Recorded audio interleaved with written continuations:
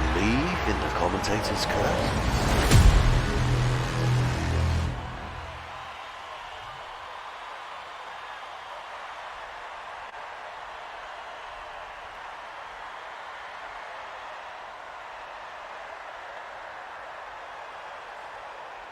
Good evening, everybody, and welcome to F1 Tonight UK. We are here this evening for Season 2, Round 8, the French Grand Prix here at the Paul Ricard circuit.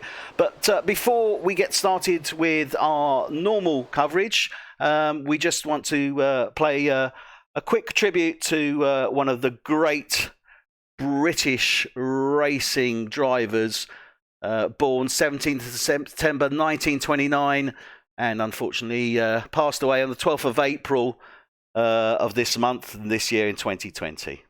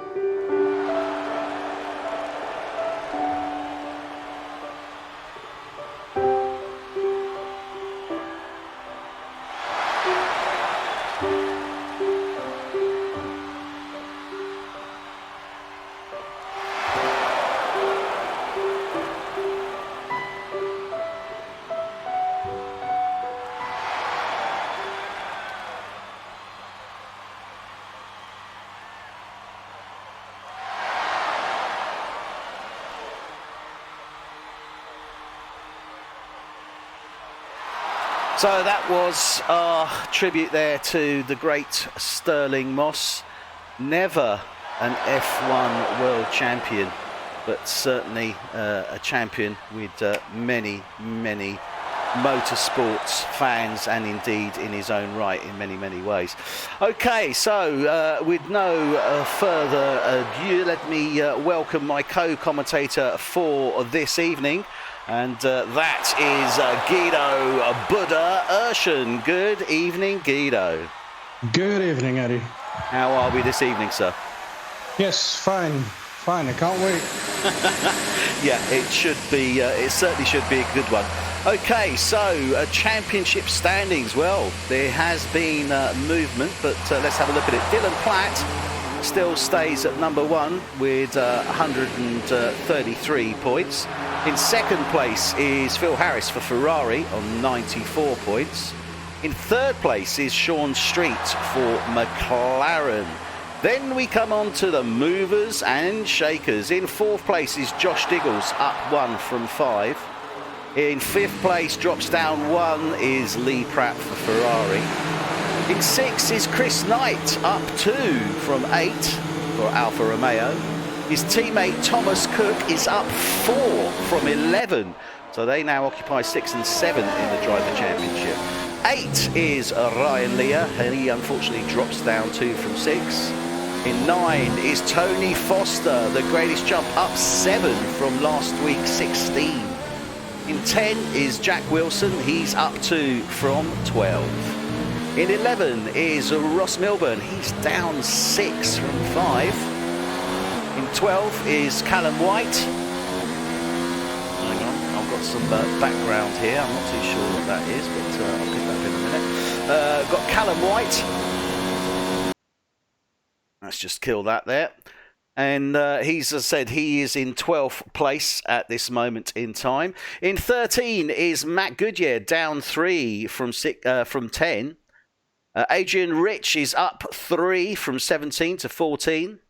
Jake Sorrell for Racing Point is down 3. In 16 is Jamie Good, down 2. Cameron Widdowson, also down 2, is in 17.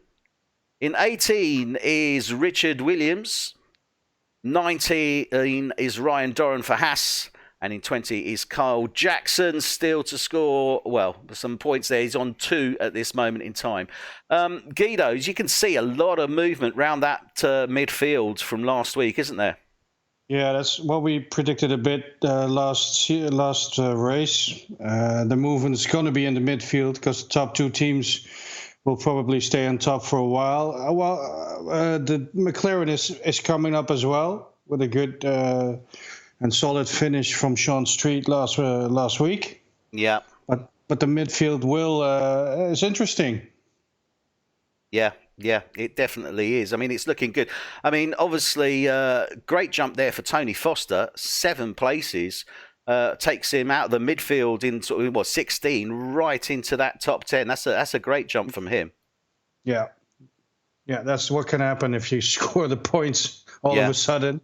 Yeah, and in the end, the guys in the lower field. Well, they will come up eventually, but you got to come in the finish line to get the points. Yeah, and let's first get there. Yeah, and Dylan Platt, I mean, 39 points ahead now of Phil Harris. He's starting to build up a bit of a lead now after race, which will be race 8 now. Obviously, race 7 was last week in Canada, but he's starting to pull away, isn't he?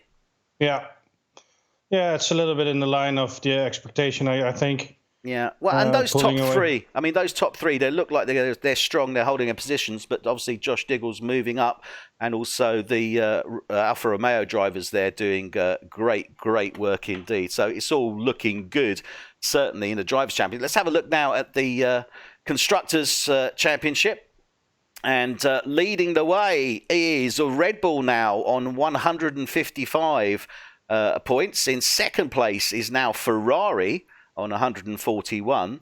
McLaren staying at third with 112. Moving up there to 4 is Alfa Romeo on 68.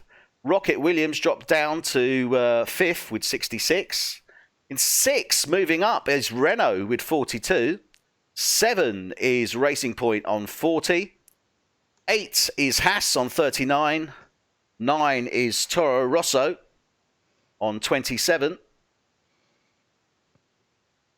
And bringing up last place there is Mercedes on 22.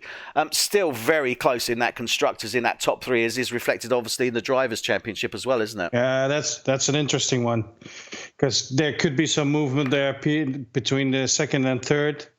They got all to fight for. And to be fair, 141, it could go either way, because you never know what's going on. It's really unpredictable. These guys are above the 100 points. It's going to be, I don't know. It's going to be interesting. Yeah, I think we're in for a pretty fun and tight championship, certainly on the constructors. Well, it's all going to be down to the total of the team, what the team does, and not what the individual driver does. Yeah, that is very true.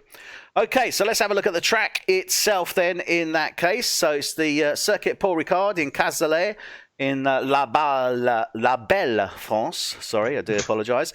Circuit length 2.71 miles. Total race length 189.69 miles. And we're looking at 53 laps.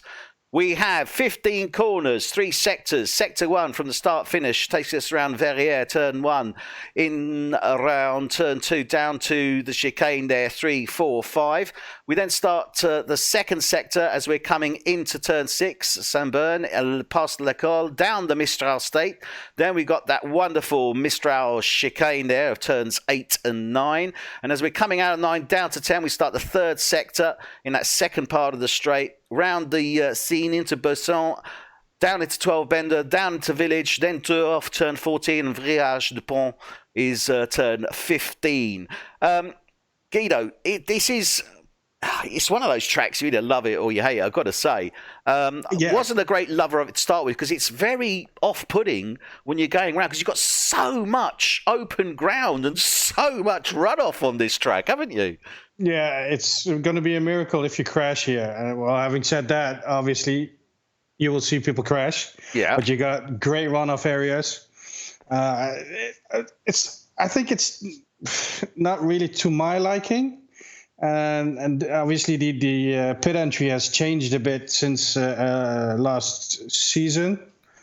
Because at first it was the short one on the straight. And now the pit entry starts from turn 14.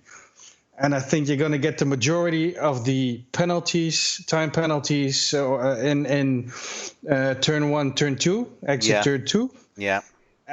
Maybe turn 8, 9. And the third sector is a real difficult one. A really difficult one is turn 11.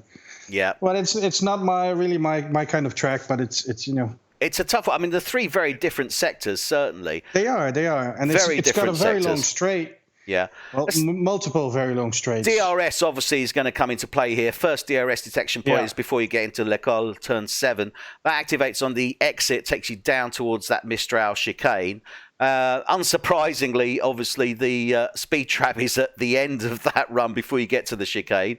And then obviously you've got the second DRS, which activates, it's picked up before you get to turn 14 tour. And that activates on the start-finish straight out of 15, leading down to turn 1. As you said, Guido, that turn 1, that is the one where you can have certainly mishaps. But watch also when you're going into the chicane, 5, 6, 7, very easy because you've got a change of camber and turn. And when you're laying down the power to lose the car on those corners, critical certainly entry into 8, 9 on that chicane. But the other one as well, which can throw you, is actually the exit at 12, Bendor into 13, the Village. Again, because of that change of camber, if you're laying down the power wrong, you can actually spin the car out of 12 going into 13 as well. So watch for that. And then you've got the pit entrance. This is the other one that's going to be an interesting one. As you're coming just past turn 14, that is where the pit entrance actually is. And again, if you're a bit unaware and you're not watching the car in front, can catch you unawares. Yeah. Okay, so that's where we are now. We're going to switch over now to the guys. So, Guido, if you can just run through what's happening while I just connect with the guys. Yeah, we got 19 runners. Kyle Jackson of Mercedes is not running. We have 4 back start penalties. Clips, guys. Please upload those clips. Those are Sean Street, Matt Goodyear, Josh Diggles, and Thomas Cook. Furthermore, for running for Ferrari, obviously we have Lee Pratt, Phil Harris, Racing Point, Ross Milburn, Jake Searle, Red Bull, Dylan Platt, Callum White, Williams, Cameron Widdowson, and Josh Diggles, McLaren, Sean Street, Tony Foster, Alfa Romeo, Thomas Cook, Chris Knight. Haas is Ryan and Ryan, Leah, Doran. Mercedes, obviously then Kyle Jackson not running, but Matt Goodyear is. Toro Rosso, Jamie Good, and still the rookie driver, Richard Williams. In Renault, Jack Wilson and Adrian Rich. Okay, having a bit of an issue connecting at the moment. Don't know exactly what's going on there. So, bear with me 1 second. I'll just have to reboot. See what happens. In the meantime, we'll play in the background. We will be back shortly.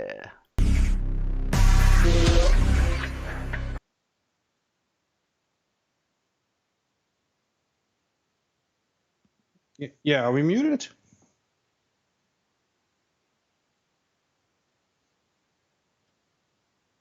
Dylan slates ahead of Ross Milburn, Sean Street already dropping down his Ryan Leah and Lee Pratt. And moving up is Jack Wilson. He's moved up in 5 down. 1 is Ross Milburn. Sean Street gets into 2. Oh, and a 5 down 2. Josh Diggles and Dylan Platt. Oh, and they all fall behind. Collision there. Sean Street makes contact there. Oh, I'm not too sure who it was with. He's already gone out. Okay, slight apologies for that. We're having a little bit of a technical glitch here, but soon resolved. We are now on board and with the guys. They are in the Q1 session. And as we can see, we've had those guys effectively take themselves out so that they go for the back starts. And we'll have a quick look now at where we are with the drivers. So most of these guys are obviously going to treat it really as not a qualifier, but as a test session really, because we're dropping obviously Thomas Cook, Matt Goodyear, Josh Diggles and Sean Street. And Kyle Jackson isn't racing this evening, so that's why we've got the 19. So the top 15 will go through to the Q2 session. Under normal circumstances, it will be 20 drivers, and then the 5 slowest in this Q1 session would be dropped, and they would start in position 16 to 20, and the top 15 will then go through to Q2. The other interesting thing, Guido, we've got a bit of light rain. That wasn't actually... Yeah, it wasn't expected for the Q1 session. So that's interesting. It is interesting. Although that said, I've been advised that we could, well, be looking at a wet race, Guido. Well, okay. I'm not a huge fan of the wet. To look at it, it's good, but to drive, it's a different game. And I hope these drivers have their wet sessions and wet practices in then. And I hope they have their wet setups as well. Yeah, but I've got to say, if there's any track you're going to want to race in the wet, this is the one you want to race in the wet, really, isn't it? This is the one. This is the one who has the most space on the side. So this is the one where you want to make your donuts. Yeah. Don't do too much or you get disqualified. Yeah. But I mean, that's the advantage here, effectively, of this Paul Ricard circuit, is that you've got so much runoff that if it all goes horribly wrong, the chances of actually taking your car out or DNFing are very, very slim indeed. Yeah. Yeah. Well, wet is always tricky. It's just last week we had a wet session in Canada, and then during the middle of the race, and the spray was immense. And when you get closer to those cars, you just don't see anything. Yeah. And that's the thing, is it's the spray that's coming up, and when you're in, and again, most guys tend to be in the cockpit view. Yeah, that's when it starts to get a little bit tricky. Well, I mean, we did see a great race certainly last week. I mean, Dylan Platt did a great job, leading right from the start there. Sean Street from McLaren, who came in second, fantastic race for him as well. And we've seen Sean Street really improving this season, haven't we? Really sort of progressing up there, and rightfully taking third place in the Drivers' Championship at this moment in time. Yeah, well, it's totally capable driver. You just see what he can do, and I think you called him out to come on to the podium last week. I did. Yeah, and so you were right about that, and I think we're going to see a lot. And it is no strange thing that McLaren is on top, and there was even almost a double high podium for McLaren, because Tony Foster was climbing up as well. Yeah, absolutely. And then Thomas Cook for Alfa Romeo, again reflected obviously in his driver's standings, coming in third, getting that third place on the podium. That was absolutely superb for him.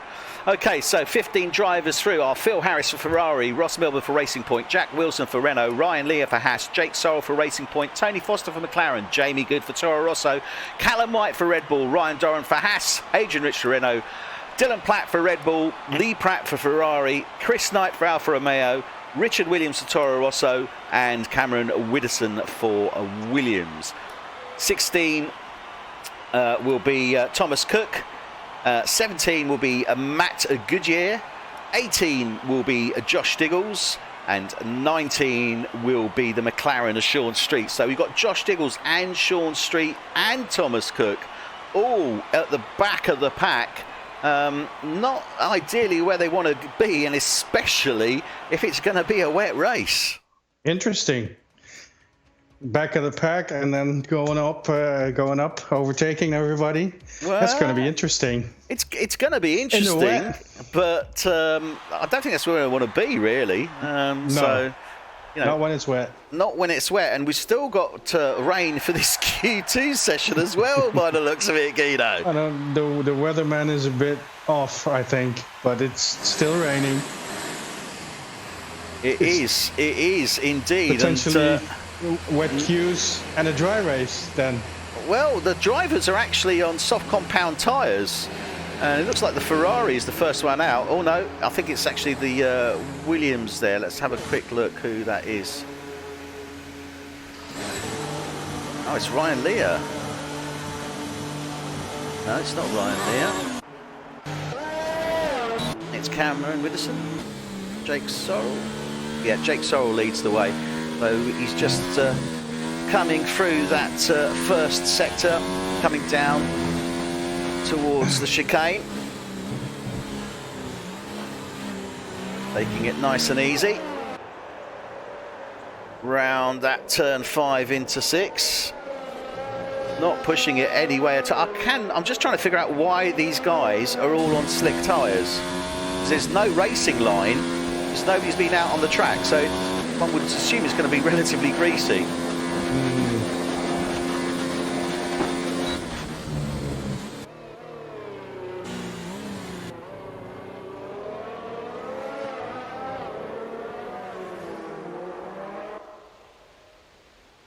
So he'll be the first man starting the fast lap. I think it's Ryan Lear that's behind him by the looks of it in the Haas. Yeah, I'm looking at Chris Knight. He's out on the hard Commentatoren. He is. Oh, it's dried up. Has it stopped? No, it hasn't dried up. No, it hasn't. I was looking at that aerial shot there, and it's still raining. It's still raining. You can see the pit entrance there on the right-hand side. Really getting... Jake Sorrell. He's saying, Ryan Doran is he's from session. Where did that happen? Ryan Doran has gone out. So Jake Sorrell now starting his fast lap. And this is pretty horrible, really, because it's not ideal, certainly. I mean, it's not dry conditions. So it is going to be greasy, it is going to be slippery, so they won't really get the full potential out of those tyres. But again, nor is it intermediate territory, so it's a bit of that horrible sort of in-between at the moment, isn't it? Yeah, lovely. That's not where we want to be if it's in between there, because it's going to be slipping and sliding everywhere then. Well, they've got to take care, obviously, and you can see it going very, very wide as he was coming down past into L'École, out of L'École rather, down towards the Mistral chicane now as he comes through. Certainly being cautious, and a lot of the drivers wearing their full white helmet in tribute to the great Sterling Moss. That was his helmet colour, white. I think Phil Harris is showing green and white, and that's in memory of his departed brother, and also showing respect, as he will do all season, for the mentally ill, and showing support for them in wearing that colour. I'm just looking at Jake Sorrell here. He's not looking too bad, actually. Let's have a look how this time is reflected. A little bit better, certainly. He was coming around that final second turn. Almost losing it. Okay, so Jake Sorrell sets a 1:42. Ryan Lear sets a 1:42.2. Dylan Platt sets a 1:42.2. Wow, look at that. Very, very close in those guys there. The fastest lap last season in France was also on a wet Q3. Dylan Platt with a 1:43.7. Wow. Marked. Probably full wet. Yeah, that's full wet, I would suspect. So Richard Williams does a 1:43. Adrian Rich. Callum White 1:42. Jake Sorrell 1:42. So everyone's sitting around about 1:42s at the moment. Ross Milburn's in the pits. Phil Harris hasn't come out as yet. Chris Knight is going for it again, but he's invalidated his lap. Jamie Good is coming through now. Let's see what he can do.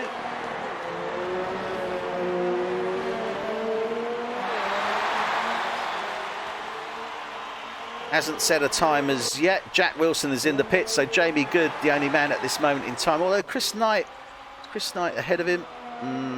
No.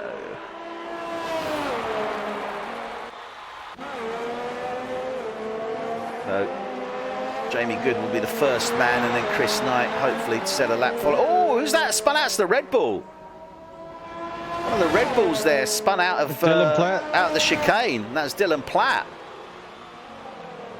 So Dylan Platt span out of the chicane, on the Mistral chicane that is. That was on the exit of turn 9. Jamie Good now coming into the final set of corners in the third sector.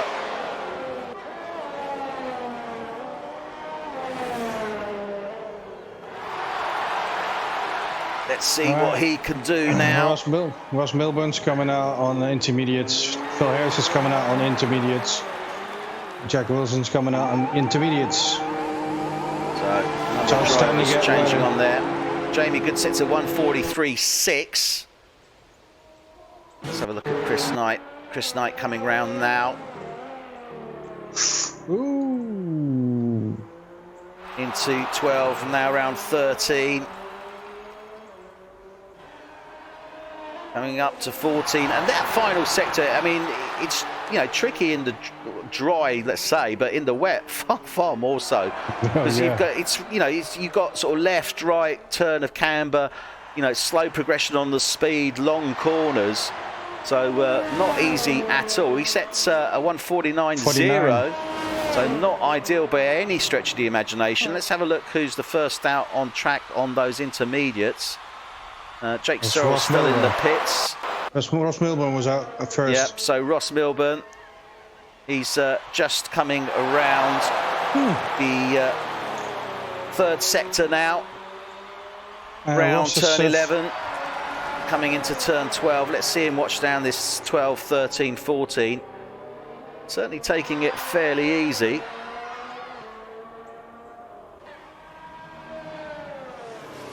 Into the penultimate turn now. 14 into 15. Watch it there. Nicely done. Lay down the power. Not squirming. It's looking pretty good on those intermediates, I've got to say. Doesn't set a time. Out now. That was, that's because it was his out lap. That's why. That would explain it. Dylan Platt's just come out behind him actually on his intermediates. You can see Dylan Platt in the background there. It'll be interesting to see the power. I've got to say, he's there. There's not an awful lot in it, really, at the moment, watching the intermediates or the dry runners. It's, as I say, it's a very fine line between the two. Yeah, but maybe the intermediates have to warm up a bit, because they're pretty hard to warm up. Yeah, that is true. That is true. That's a good point. Let's watch him here into the Mistral chicane. Such a long run down that Mistral straight. But that chicane, great addition to this track, I've got to say, because it really mixes it up, doesn't it? Yeah, definitely. Well, the choice between the tires is a good one, because they start out on the slicks, and then you have to make a choice that it's not running. So it puts a little bit of pressure on you time-wise. Well, he just set a purple middle sector. So that's a good show. Was as expected, I think. Let's see. Wants to try and break into those 130s. And actually, I haven't got any of the telemetry up. Sorry, apologies for that. So he's not. He's going to be close, but he's not going to be there. It's not an awful lot. It's a 144. So 144.1. Chris Knight. He's just gone on to the intermediates. Actually, this Dylan Platt, he's up. There you go. Dylan's just come over. He set a 1:42.0. Well, that's what he was on anyway. So he hasn't bettered his time on those intermediates. Let's have a look. Ryan Lear's out on track now. He's just coming round into turn 12. I think he's on an outlap. Yes, he is. So he's on an outlap. Let's see what he can do. Dylan obviously going for another fast lap there. Oh, he's just gone wrong. He's just invalidated his lap there. So those intermediates are not working for him at this moment in time. And as I say, it's pretty grotty at the moment. What do you do? Do you stay on the slicks? Do you go on the intermediates? Obviously, a number of drivers trying out the intermediates. I think Ryan Lear, this is probably a good man to watch, because he set a decent time, 1:42.0. He was on the Redwall tyre, I believe. He should better. When he set that. Let's have a look. I mean, are we getting more of a racing? There is a bit more of a racing line, but that rain is still coming down. So, and he's got definite spray coming off that back wheel, off the wheels rather. So he's on the Mistral straight now. Let's see as he comes out of turn 9 and gets into that third sector. But it's not looking any much faster to me, Guido, I've got to say. Well, no, he's up 1 point. He's up nearly 2 seconds on his previous best on that sector. So it's clearly not working.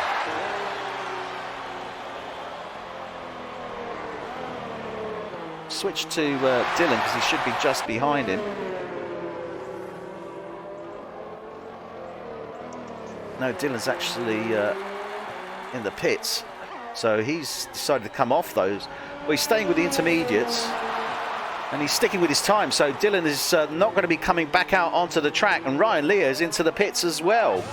So those intermediate runners. Okay, let's see maybe if Lee Pratt can do something with it. I don't think Jake Sorrell's improved his time. Phil Harris, he's out on the intermediates as well. He's actually just ahead. Let's see what... Oh, he's behind actually. That was the Alfa Romeo I was seeing on the track there. So Lee Pratt currently in third place with a 1:42.058. He's on an outlap now on those fresh intermediates. Let's see what he can do. Coming round the third and final sector now. Penultimate corner, 14. Into 15 now, onto that straight. Watch it as he lay down the power. Nicely done.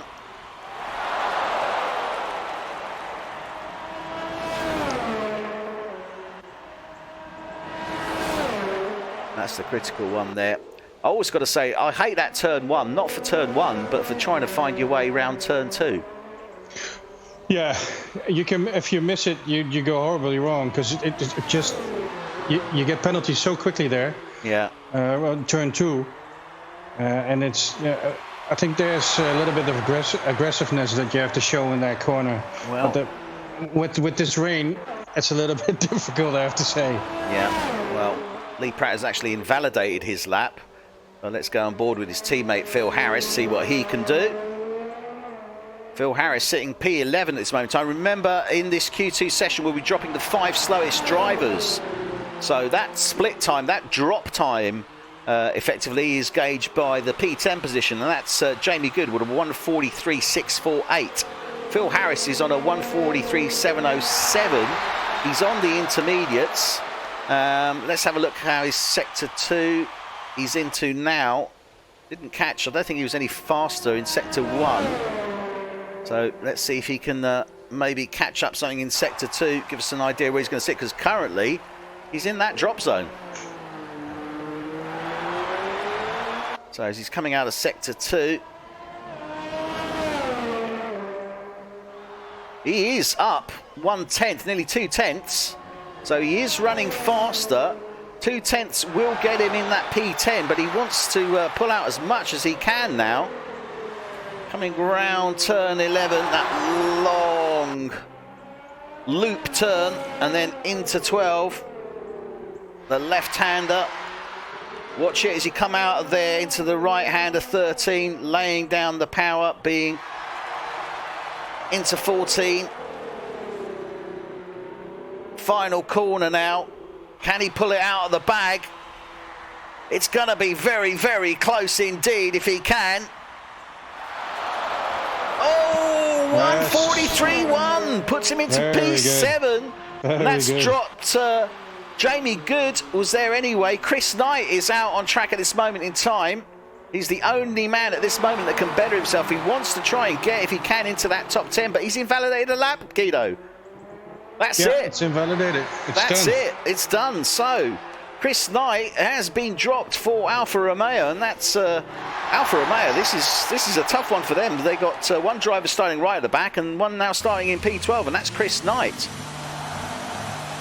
So, let's run through them as they are. Going through are Dylan Platt, Ryan Lear, Lee Pratt, Tony Foster, Jake Sorrell, Callum White, Phil Harris, Adrian Rich, Richard Williams and Ross Milburn. In the drop zone, starting row 6, P11, Jamie Good. Next to him will be Chris Knight in the Alfa Romeo. In row 7, P13 will be Cameron Widdowson. Alongside him will be the Renault of Jack Wilson in 14. And in row 8, P15 will be Ryan Doran for Haas. Okay. Interesting. Well, the interesting thing is that the weather has completely reversed itself, because we were expecting a dry quali runs and wet race. I'm starting to think that things may have flipped actually, and we might get a dry race. It's going to be Murphy's race, Murphy's Law race. I think you might not be far wrong there. Dylan Platt obviously showing well, certainly. Oh, what? What did you do that for? Don't do that, Guido. You scare me when you do that. Okay, so through to Q3, the third and final session to decide the top 10 shootout is Dylan Platt for Red Bull, Ryan Lear for Haas, Lee Pratt for Ferrari, Tony Foster for McLaren, Jake Sorrell for Racing Point, Callum White for Red Bull, Adrian Rich for Renault, Richard Williams for Toro Rosso and Ross Milburn for Racing Point. Starting P10 will be Phil Harris in the Ferrari. Oh, sorry, he's in the top 10 as well. Starting P11 will be Jamie Good in the Toro Rosso. That's row 6. Alongside him will be Chris Knight in the Alfa Romeo. 13 will be Cameron Widdowson.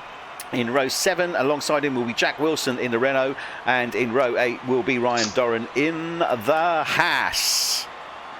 So this is going to be interesting, because if we do have a dry race, those guys obviously will have a free choice of tyre, or indeed a wet race. Equally though, if we do have a dry Q3, how does that go? They still get a choice of tyre if it's a wet race anyway. Yeah, they will. No, actually, I'm not sure. I'm not sure. No, they would do. So let's have a look here. Everyone's on the intermediates. Who's going to be the first man out on track?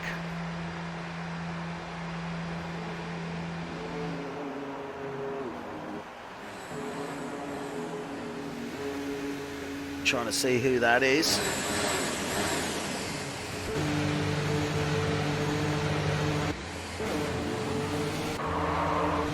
It is Dylan Platt. No, it's not. Callum White. So Callum White in the Renault. So in the Red Bull. So both Red Bulls. Callum White followed by his teammate Dylan Platt. They're all on the intermediates. Let's see what they can do. This is really a mix. I've got to say, I really think we might be looking at a dry race after that. Yeah, just a second, mate. I'm sorting something out here, technically. That's all right. No problem. You carry on. So we are on board with Callum White on his opening lap. His teammate Dylan Platt slotted in behind him. And looks like Tony Foster just in behind them there as well. Tony Foster closely followed by Richard Williams, it looks like, in a Toro Rosso. So we'll go with these guys on this outlap. Now, as I say, interestingly enough, we were expecting a dry quali sessions and a wet race. We've ended up with a wet qualifying session, and nobody really looking to set any blistering times, because they've been sitting in that sort of horrible in-between phase, certainly in Q2. This Q3 session, though, looks a little bit better. So we're looking for improvements on Q2. So we're looking at 1:40.01.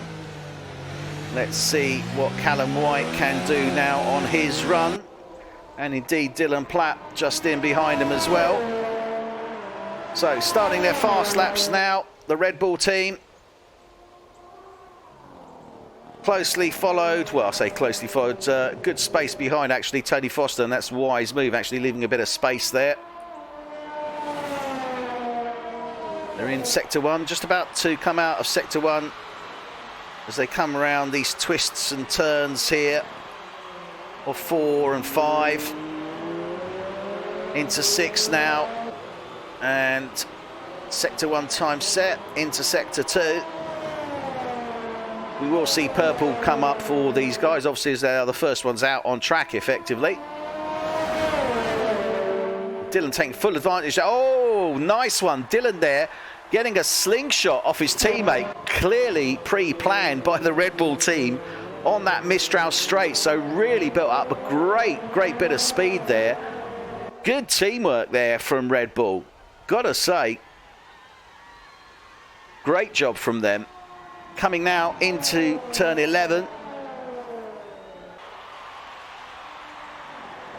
Looking good. Into the left-hander of 12 now.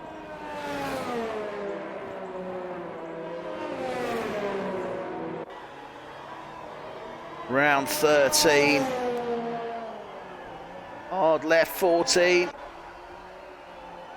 Final corner here. I think it's going to be sub 140. No, it's not. It's a 142.33. Okay, Callum White, he comes across. He does a 150.5. Tony Foster does a 144.2. Richard Williams, 144.9. Okay, so that first opening run, not quite what they were looking for. And Lee Pratt, look at that, a 143. But he's quickly pipped by into second there by Ross Milburn in the Racing Point with a 142.8. Adrian Rich coming across now. Oh, 143.2. Good run there from the Renault driver. Ryan Lear. Didn't work out for him. Coming round into sector 2 now. Jake Sorrell leading the drivers effectively as it is at this moment in time. He's got the Red Bulls very in tight, close tight behind him. Is he going to let them pass? What's he going to do? He's going on a fast lap, so they're just holding back at this moment in time.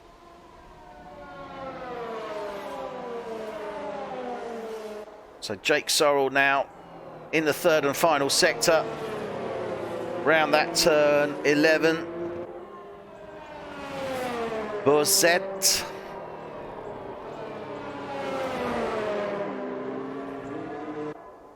Into 12, 13, 14. Round 15. What's he going to do? I don't know. This could be a 142. No, it's a 143.3. Puts him into provisional P5. Dylan Platt now released to see if he can better his time. Set a 142.01 in Q2. I was right, 142.01, or was it 142.10? 142.01. Either way, he's certainly off the pace at this moment in time.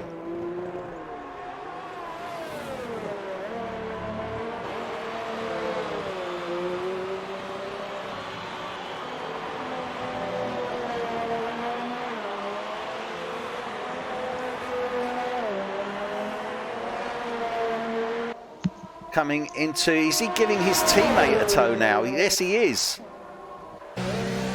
No, it was Callum White giving Dylan a tow. I wasn't too sure there, so Dylan gets another tow.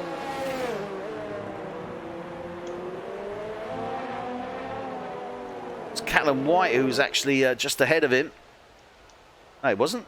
Callum White now moves across. Yeah, so he did get purple. Oh, I'm very confused there. Purple in the middle sector anyway for Dylan Platt. So he has bettered his time.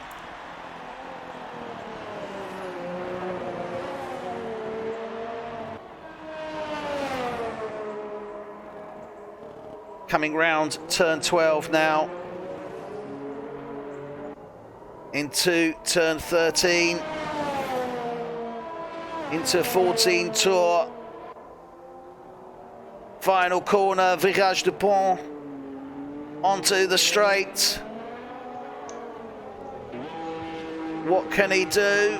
141.6. Purple all round for Dylan Platt. Sets a 141.6. Takes 5/10 out of his previous best in the Q2 session. Great run from him. Let's go on board with Jake Sorrell. He's down. Sorry about that. That's okay. He's down 800ths in sector 1.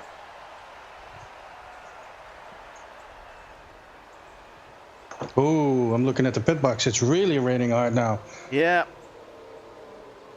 But Dylan, another toe off his teammate down the Mistral. I think it was his teammate. It was very odd anyway, but never mind. But Dylan sets a 141.6. Jake Sorrell is now set a purple middle sector, sector 2. Let's see what the Racing Point driver can deliver here now. Lee Pratt in the Ferrari, currently sitting P6, Tony Foster 7, Ryan Lear 8, and Richard Williams is in 9.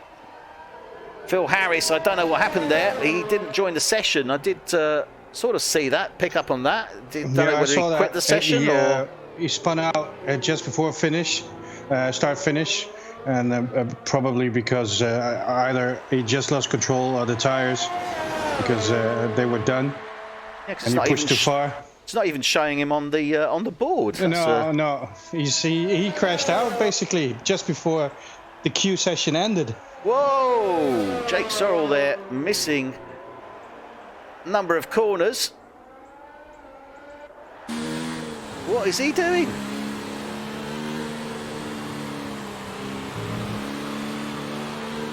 Okay, trying to figure out what's going on here with Sorrell. I have no idea.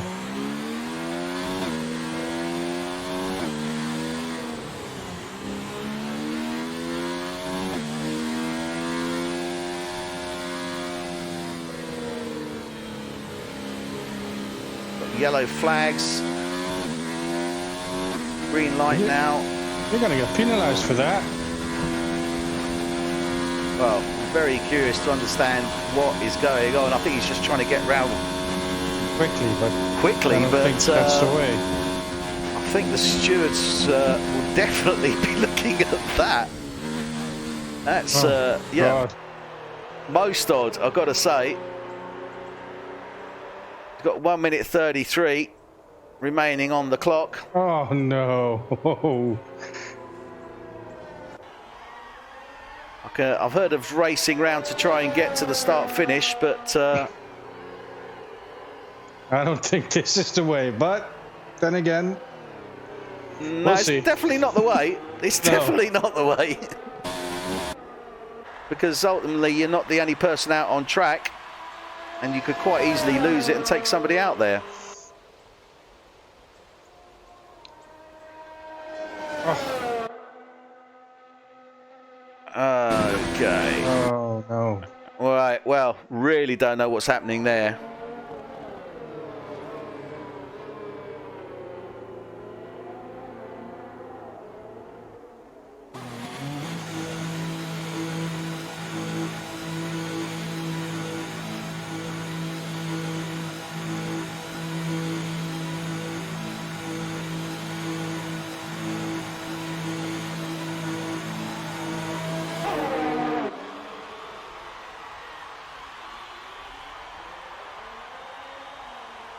Right, so in this Q3 session, let's have a quick look at the runners and riders. Dylan Platt is at the moment holding that P1 position with that 141.6, amazing time. Jake Sorrell, second, 142.4. Ross Milburn, his teammate, 142.8. So we've got a Racing Point lockout for 2 and 3. Adrian Rich is currently row 2, P4 for Renault.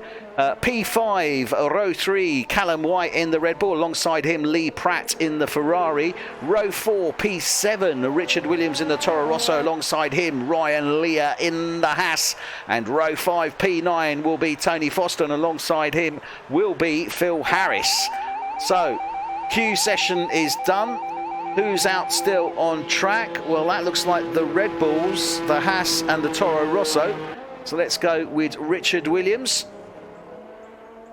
I think we've got a Ferrari there in the mix as well, actually. Ferrari, yeah, that's Lee Pratt coming over. So Lee Pratt Betters goes up into P5. Richard Williams coming around in 13 into 14 now. What can the Toro Rosso driver do? Not a lot. He's into the pits. So that then leaves Adrian Rich. No, Adrian Rich, he's quit out. He's moving aside there. I think that could be for Dylan Platt. Yep, Dylan Platt coming through. Finish the session. Let's see if he can better his time. At the moment, he is the pole sitter. We didn't actually go who was going to go for pole there, Guido. We got a little bit sidetracked with those technicalities. Dylan Platt. Yeah, Dylan Platt, yeah. But obviously for the race win, let's call it now.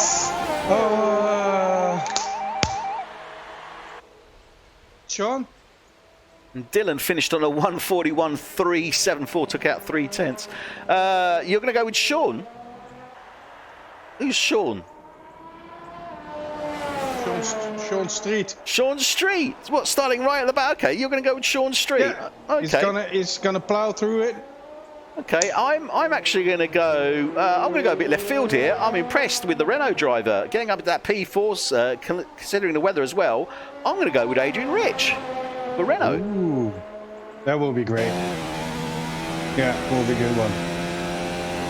Renault climbing up in the ranks. Yeah, definitely. And actually, that's a nice little link, because we are going to do a quick little team focus for Renault between the end of these Q sessions and the start of the race, just to put a bit of time in there. But as you can see, Dylan Platts, it's a 141.3. He's P1, alongside him with Jake Sorrell in Racing Point in that front row. Row 2, P3 will be Ross Milburn from Racing Point. Alongside him will be Adrian Rich in the Renault. Row 3, P5, Lee Pratt in the Ferrari. Alongside him will be Callum White in the Red Bull. Row 4, P7, Richard Williams in the Toro Rosso. Alongside him will be Ryan Lear in the Haas. And row 5, P9 will be Tony Foster. And alongside him will be the Ferrari of Phil Harris. Okay, so we're just about to go into a quick little break there for the drivers. Find out what the hell they're going to be doing. I guess they're going to be taking it easy. And we are looking at heavy, heavy rain here. So rain is right for this race. I think we can see the guys on full wets for the start of this race, Guido, don't you? Oh, nice. Spray everywhere. Collisions, clashes. Let's go. Yeah, it's going to be an interesting one, certainly. Wow. Okay, so as I said, we're going to have a quick little focus here on Renault. So just quickly go over to that. Adrian Rich, date of birth, 1st of March, 85. Favourite track is the Jose Carlos Pace. Interesting one, Mexico. Quickly switching over to his teammate Jack Wilson there. So let's do that one. Jack Wilson. Born 2nd of February 97. Favourite track Spiel. Oh, this is going too quick. I'm just going to stick with Adrian Rich. Kimi Raikkonen is his favourite driver. Favourite team is Ferrari. All-time driver Michael Schumacher. Oh, he certainly likes the classics, does Adrian Rich. His teammate believes in that as well. He's a Schumacher man. Favourite team Renault. Unsurprisingly, I guess. But his favourite driver, not Kimi Raikkonen from Adrian Rich. His favourite driver is Lewis Hamilton, unsurprisingly, for Mercedes. So that's an interesting one. Now, the other one I've got here as well, actually, we got the guys to do a hot lap. So what we're going to quickly do is actually show you Jack Wilson's hot lap in the dry. And you should get a good idea of how it looks in dry conditions, because we certainly haven't had them today. So let's have a look at that. So Jack Wilson coming round turn 15 now onto the start-finish straight. This is an on-board version just over the head of the driver, coming down into turn 1. Hard braking, hard turn really early. You don't even see the apex. Then go again for that apex of that pseudo turn 2. This is actually turn 2 here now as we come down into the chicane section 3. Left-hander of 4. Then you come to the right-hander of 5. Right-hander of 6. Watch your exit. as you go into the left of 7, that little kink there. You're now going to hit that DRS point. Bang, there it goes. Top speed being reached. You're going to hit the speed sector there.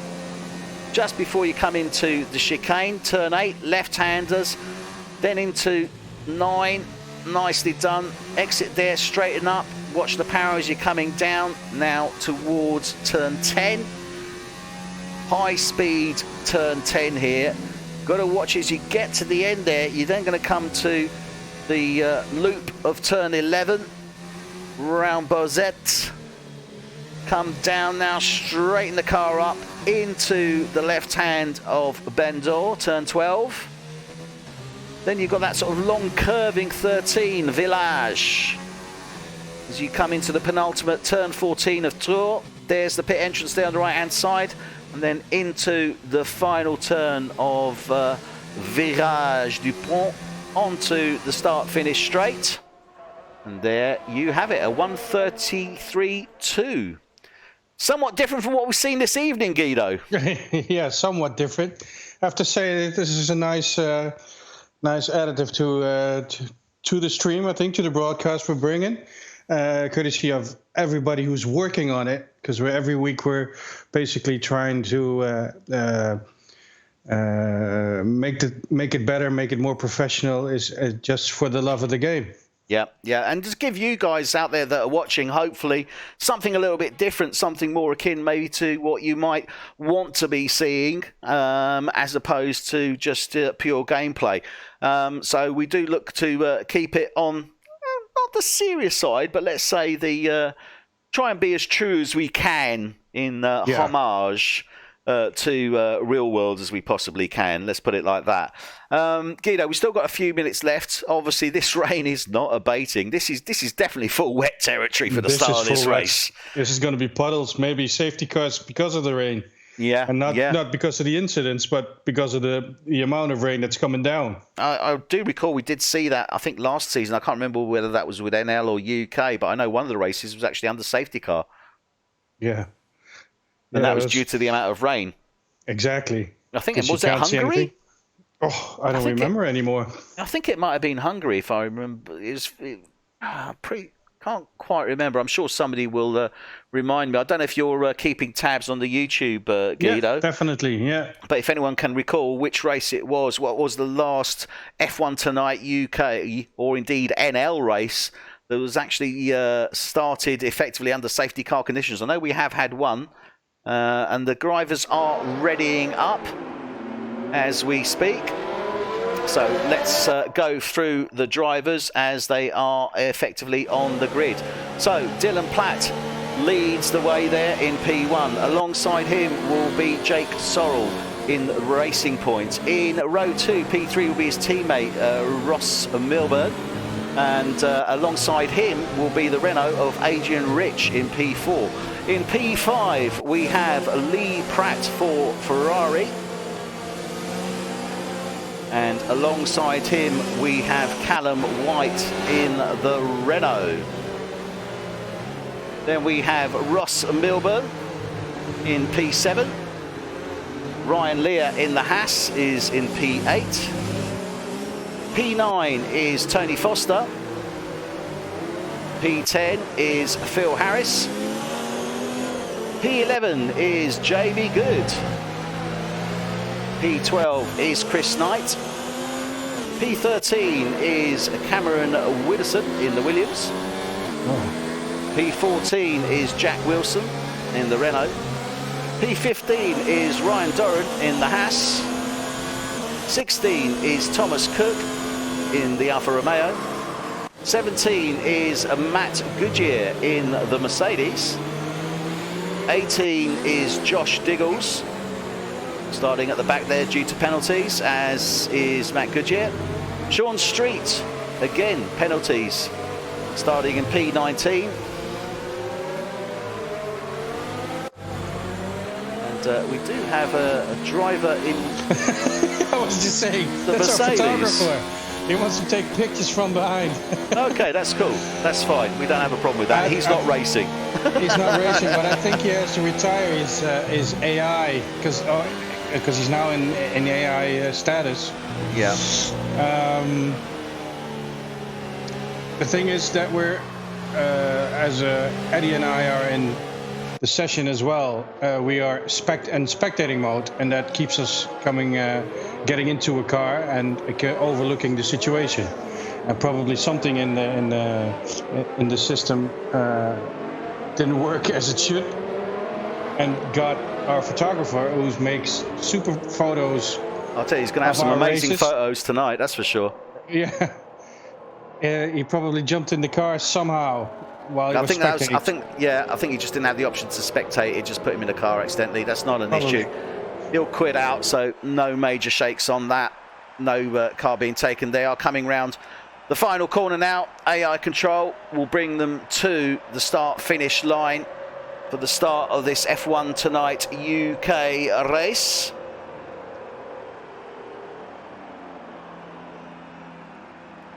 So they're lining up on the grid now.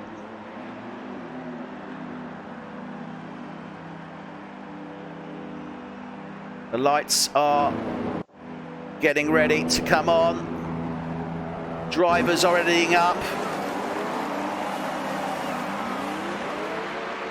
3, 4, 5, and they are off for the start of this F1 Tonight UK Season 2, Round 8, the French Grand Prix. Dylan Platt leads. Oh, Jake Sorrell's got ahead of him before they get down to turn 1. What a move. Can he stay with it though as Dylan comes round? Yes, he does. Jake Sorrell gets ahead off the start. Can he keep it as they're coming around turn 2? Dylan Platt is coming back at him now. Is he going to be able to make it into turn 3?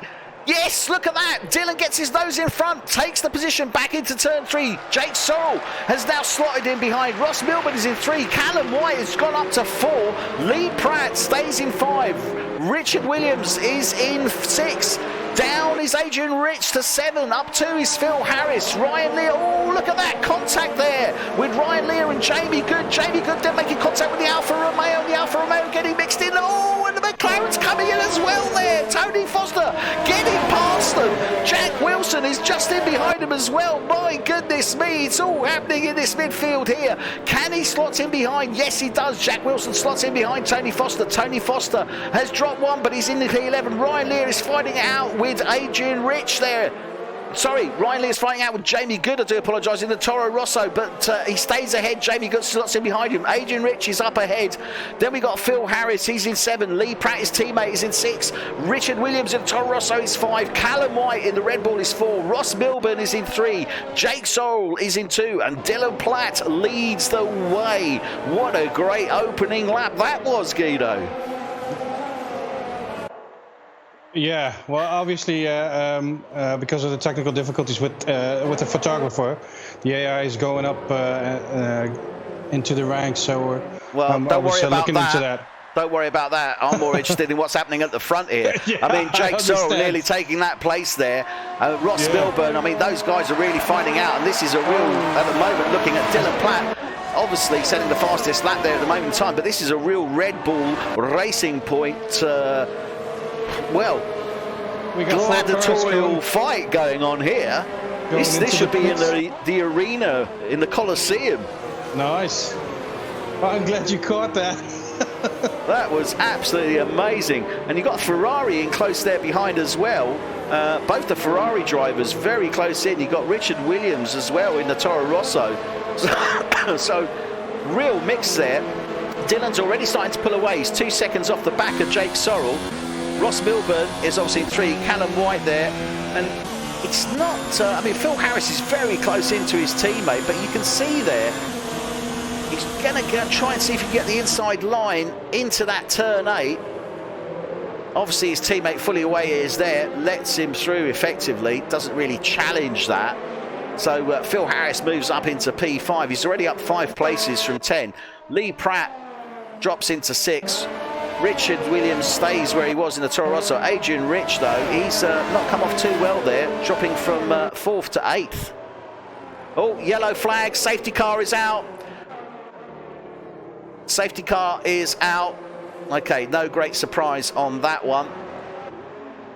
So that was actually the issue that we had there with the photographer. He's dropped out. that has triggered a safety car. Drive-through penalty for speeding under the safety car there for Richard Williams. Oh dear. Now, I suspect that Dylan Platt will probably catch up with that, probably round about turn 3. Between turns 2 and 3, I would suspect. Safety car will stay out, I would suspect, for at least a couple of laps, but then again, it might have been triggered. I don't think it's been triggered because of the weather, though, has it? It's not that wet. No. It's wet, but not that wet. Yeah, indeed, there is the safety car, as I suspected, between turns 2 and 3. Good. So they're all going to line astern here. I doubt we're going to see the safety. We might see the safety car come in at the end of this lap, but I suspect it's probably going to be the end of lap 4. Yeah, probably. It's not going to be this. Now, this is not going to be fun for these guys because let's just have a quick look on here. They are indeed all on full wets. Now, that really is not going to help them because these tyres are going to cool down dramatically. I mean, they are full wet, so they do have obviously better grip, but this doesn't bode well for trying to get that start. I mean, you've got the start-finish straight, obviously, but when do you sort of bring them back and how soon do you actually go? Because you've got to go out of 15. You can't really try and do it out of 14 because you've got that hard left to turn 15, so it has to be on the exit of 15. What happened there? That's Callum White. Callum White retired. Tony Foster retired. What is going on? I think they've actually gone off. Let's have a quick look here. We're with Jamie Good. Yeah. Tony Foster's been taken out, I think. I think that was into turn 8. Yeah, look at that. Yeah, Tony Foster, I think, was hit possibly by Callum White, or he could have lost connection.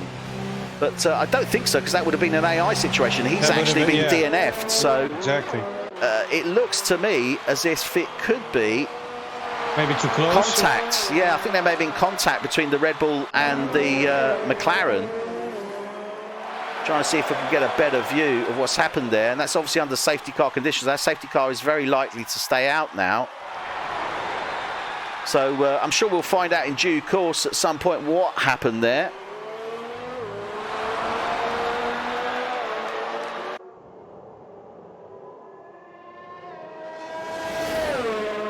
Very, very strange. I can only think that there was contact between Callum White and Tony Foster because Tony Foster DNF'd after Callum White.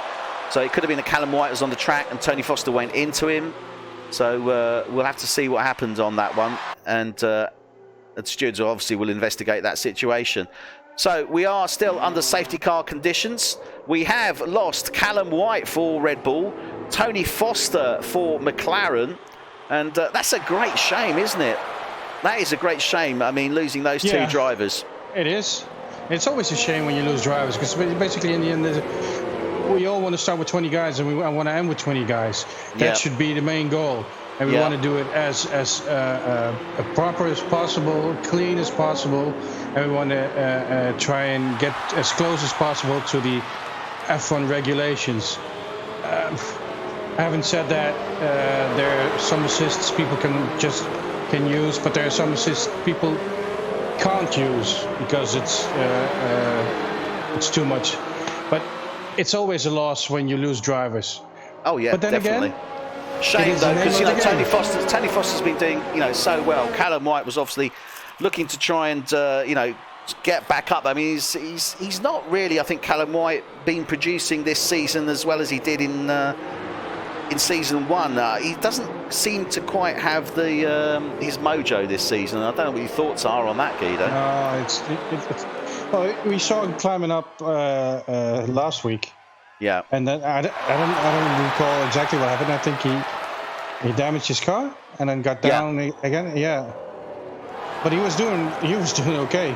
So again, it's a real capable driver. The McLaren team is a good team for that. But it's Sorry, I'm talking about Callum White as in the Red Bull, Dylan Platt's teammate. Oh, okay. So, yeah, I mean, as you rightly said, I mean, he had issues last week, but as I say, he hasn't really... He was teamed with Tom last season for Mercedes, and they were doing great guns. So, I'm wondering if he's like missing his old teammate. His old teammate? being top. Mojo. Yeah, could be. Yeah. So, Dylan is backing them up now. So the safety car is coming in. He is now backing them up into 14. We will be racing again very soon. So there we have the guys coming round now, and now he's going to go for it. He's going to put pedal to the metal. Ooh, nice done, he's pulling away there, but Lee Pratt. He's got Adrian Rich now, is up in P6. He's on the back of that. And Renault, and he's being challenged into turn 1 by Ryan Lear. Ryan Lear gets his nose ahead of Adrian Rich there, stays ahead. So both the Renaults now taking 7 and 8. Jack Wilson also alongside his teammate here as they come down into turn 3, 4. Gets ahead. Adrian Rich back down into 8 now. Ooh, the other McLaren there, Sean Street, backing up. Sean Street is up to 10. Remember, it started at the back. Chris Knight as well. Started at the back, he's up to 9. So these guys are starting to move through the field. But Jake Sorrell, look at that. He's already 1.3 seconds off Dylan Platt. Ross Milburn, his teammate, 1.1 off him. Phil Harris, 1.2 off him. But Lee Pratt still very close in with his teammate there. Obviously no DRS under wet conditions. For those of you unfamiliar, DRS is an activation. Effectively, it gives you well, greater speed. It opens up the back wing of the car, so it gives you greater airflow. So therefore, less air impeding the car makes it move faster. That's DRS, and that has certain activation points. Oh, and Lee Pratt going rather wide, round 11 there. I'm scrolling a bit through the field, and there are lots of cars going a little bit wide. Yeah, but hardly surprising under these wet conditions, got to say.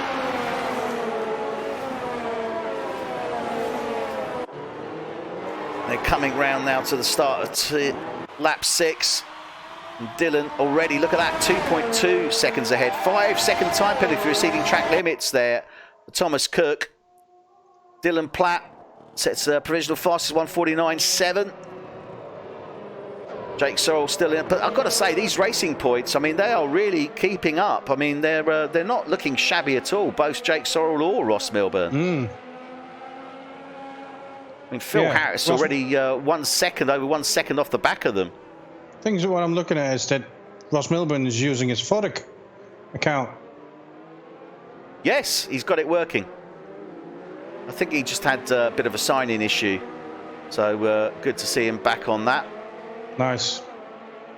Phil Harris, though, he's there, but he's not there. He's keeping a good distance, though. As I say, I mean, you know, I say under a second, but I mean, obviously there's no DRS, so it's a pointless P12 one. But is in a fight. P12 is fight. Thomas Cook is going to try and overtake. Yeah, he's looking to make the move on Josh Diggles as they're coming down into the chicane. Nice. And he does not. Josh Diggles stays ahead of him into that Mistral chicane as they come out. So clearly Thomas Cook is going to be looking to challenge the Williams drivers there at Diggles. All these guys, remember, started at the back. Josh Diggles, Thomas Cook, Sean Street. So the three of them there lying astern effectively. And yeah, Thomas Cook is definitely on a mission to get past that Williams. There's no two ways about it.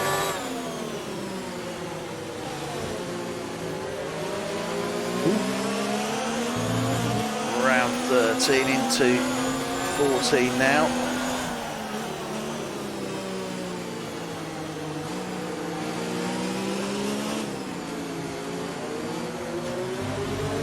Nicely done.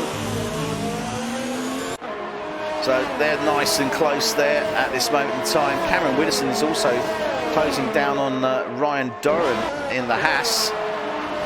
So that's the other Williams there of Cameron Widdowson.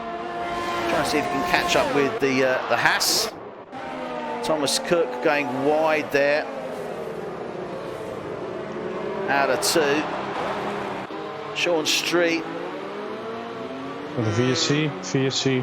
He's got Chris Knight got ahead of him, so Chris Knight's actually got ahead. Yeah, Chris Knight is ahead, sorry, of Sean Street. So Sean Street's trying to close down on him. Adrian Rich is in P8.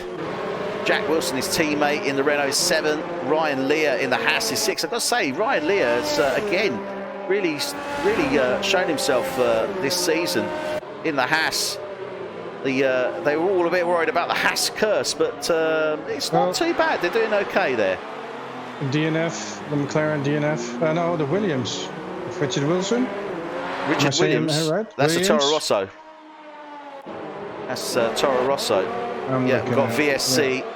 Don't know where that was. Where did he DNF? Can't see it. I don't know. That's why the VSC came in. Yeah, VSC is now off. Yeah, so Richard Williams in the Toro Rosso. He's got a lot of things going on. DNF'd. Can't see where that happened, to be honest. Just came up there. Chris Knight. Oh, look at that, Sean Street. Nearly going into the back of him, and Josh Diggles likewise into the back of the McLaren. And that little trio there of Sean Street, Josh Diggles and Thomas Cook really battling it out there. You see Sean Street trying to get past Chris Knight here, and then you've got Josh Diggles right in behind him, and then Thomas Cook in behind him there. Nice pulling away. So all 4 drivers there, both the Alfa Romeos, a McLaren and the Williams. Oh, and Josh Diggles really going for it, trying to get on the inside. Ooh. He's really pushing it. He looks like he's warping there, actually. He is warping. Yeah. Josh Diggles definitely a bit of a flutter there.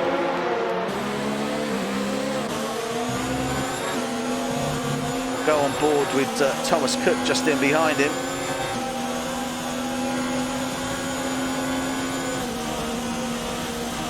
Yeah, it's a bit different race. There's a lot of things going on, and technical wise, and as on the track.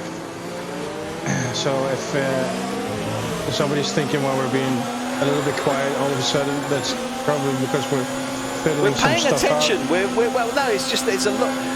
You know, we're just paying attention ultimately at the end of the day, trying to see what's happening, because exactly. The issues that affect the guys, you know, be it technical issues, they obviously do have direct effect. You know, if somebody's starting to warp, or you know, that's a technical issue, and it can affect the drivers around them as well. So it's just keeping an eye on that and seeing what's happening, because these guys are so close into each other. I mean, they are battling out for P11, 10. 9, and all 4 of them, they are just not giving any quarter at all. And under these wet conditions, I've got to say, I want to stick with them, because if anything's going to happen, this is where it's going to be at this moment in time. Well, they're saying that Phil Harris, has actually closed down to Jake Sorrell. Now, that would suggest to me that those red racing points had some issues somewhere. We missed that with staying with those guys. So Ross Milburn clearly encountered an issue, gave Jake Sorrell Phil Harris the opportunity to get past him, and now he's zoning in right on the back of Jake Sorrell. So clearly something happened there on track to give Phil Harris the ability to catch up to these guys, because he was behind both of them. So he's really pushing. Cameron Widdowson, 3-second time penalty. That's for exceeding track limits. That's an interesting one, especially on this track. Look at this, Phil Harris. It's Phil Harris really pushing it. Really pushing it, and he's seen an opening. He saw the opportunity, obviously took it, got past Ross Milburn, and closed right down on the back of Jake Sorrell in the racing points. So now the racing points are under pressure, and this is very much playing into Dylan Platt's hands, because he's already pulled out 4 seconds from Jake Sorrell, because Sorrell's not really looking at catching up with Dylan. He's looking more at the Ferrari, the red glow you can see in his mirrors in that mist. It's not gorillas in the mist, it's Ferraris in the mist. Yeah, and it is true mist, because if you just can't see the wheels of your opponent in front of you. And he's making a move. Whoa! Dearie me. Yeah, that was he's definitely look at this. Phil Harris, he's just looking. He is just looking for any way he can, really laying the pressure down. And look at that. Jake just closes the door on him into one, says, no, you're not coming around that way. And this is real fighting. And I know that those guys, Chris Knight, Sean Street, Josh Diggles, Thomas Cook, still battling it out as well in the background there. Guido, if you want to keep an eye on that, in case I need to switch over to that, while I stay with Phil Harris. Thomas Cook just overtook Josh Diggles. Oh, he has. So Thomas Cook has got past Josh Diggles. He's now going to be looking to zone in on Sean Street. He was hassling all the way there on those previous laps. And look at this. Phil Harris not letting up here in any way, shape or form off the back of that racing point. Here we go, Sean Street. Going for the Alfa Romeo. Because they're next to each other. Oh, they're side by side as they're coming down into the chicane. Who's going to win out? Oh, yes! Oh. And Sean Street stays ahead. Josh Diggles picks up a 3-second time penalty coming into that chicane. And Chris Knight gets taken there by Sean Street. And Chris Knight and Thomas Cook both finding it out now as they're coming round turn 10. Oh, Jack Wilson's gone out. Wilson. That's on turn 10. What happened there? I think there was contact. Yeah, look at that. He spun out there on the right-hand side. So that was Jack Wilson in the Renault. I think there may have been a little bit of contact which just pushed him off. Or it could have just been a slide. And a safety car is out again, Guido. Safety car, that's and what's Dylan? number 2. Dylan's going to be sitting there thinking, okay, what do I actually need to do this? What do I actually need to do this? Second safety car, but he hasn't been phased by the previous safety car, so I doubt it he's going to be too phased by this safety car. But this is going to be a great opportunity here because we saw, obviously, those guys fighting it out. Safety car comes out at lap 11, and that means it will go in end of lap speeding in the 12. pit lane. 5-second time penalty. Who was that for? Who was that for? Ryan Doran. Either Ryan Doran or Jamie Good, one of the two, because they're the only two in the pits. Jamie Good was. All right, Jamie Good. Okay, so Dylan Platt is leading the way at this moment in time. Dylan Platt are a race leader. Second place is Jake Sorrell for Racing Point. Third place is Phil Harris for Ferrari. Obviously took advantage there. He's moved up. And actually, let's have a quick look and see what the position change is on that. So Phil Harris up 7 places, started in P10, although we're not too sure what happened with him in all sincerity in that Q session, Q3, or was it the end of Q2? Not too sure.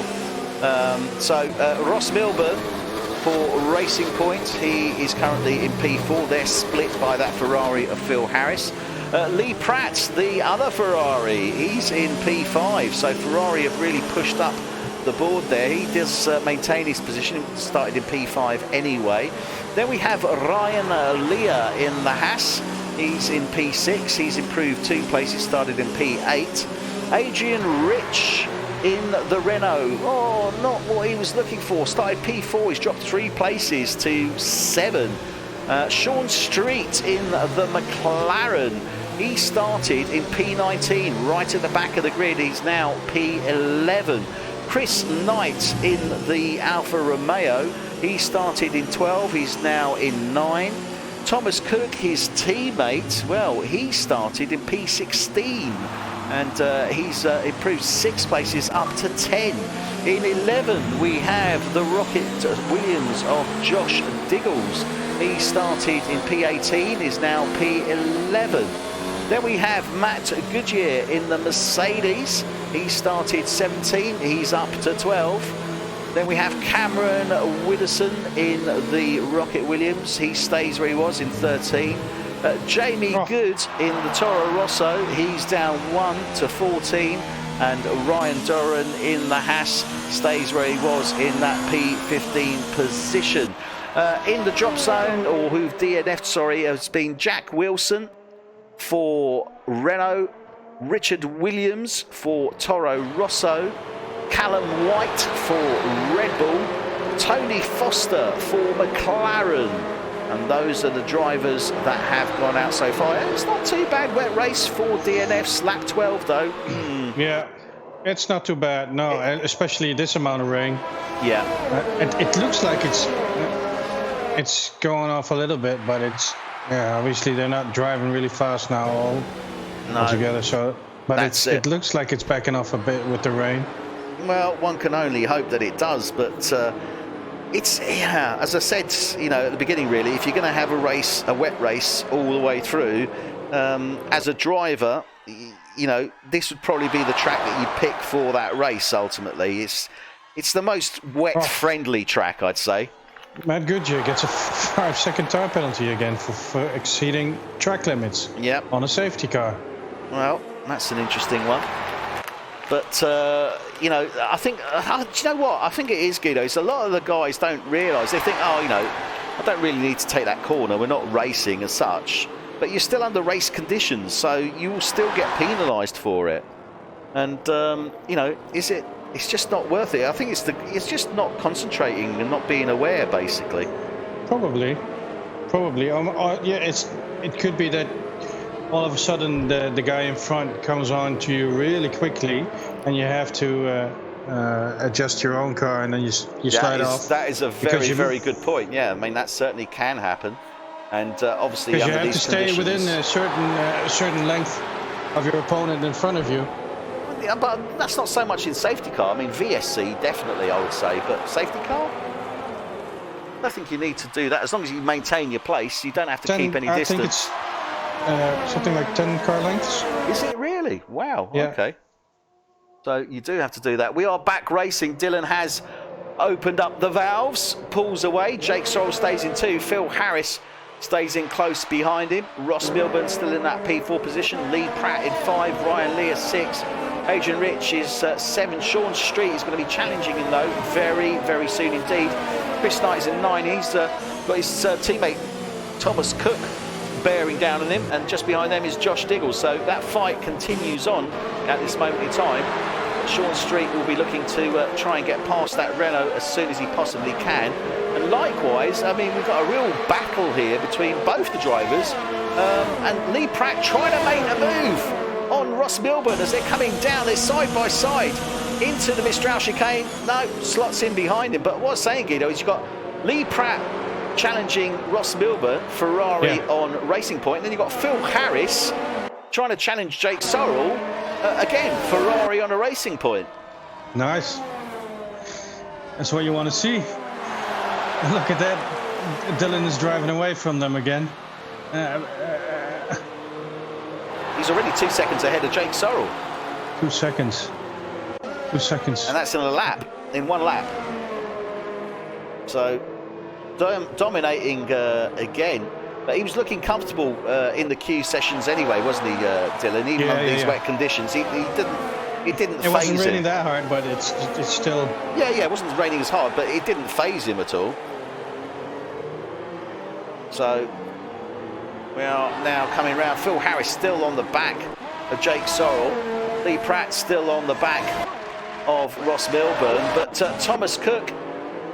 Who's coming to the pits? Chris Knight. Yeah, Chris Knight is coming to the pits. So Thomas Cook moves up to that P9. Sean Street has dropped a little bit further behind the Renault of Adrian Rich now, and they're all sort of leaving a bit of a gap now. They're not so close and tight into each other.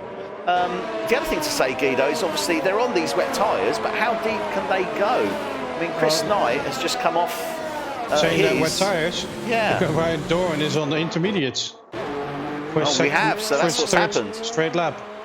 All right, let's have a look here. Yeah, he's on the intermediates. Well, to be fair, he's at the back anyway. Chris Knight has come on in. He's gone to another set of wets. Clearly started on those wets. Did he have a nose change? Oh, he may have done. He may have had damage. Yeah, probably. Yeah, he may have had damage. Ryan Doran slipped and slided to the side. He might have a little bit of problems with those intermediates. I would expect so.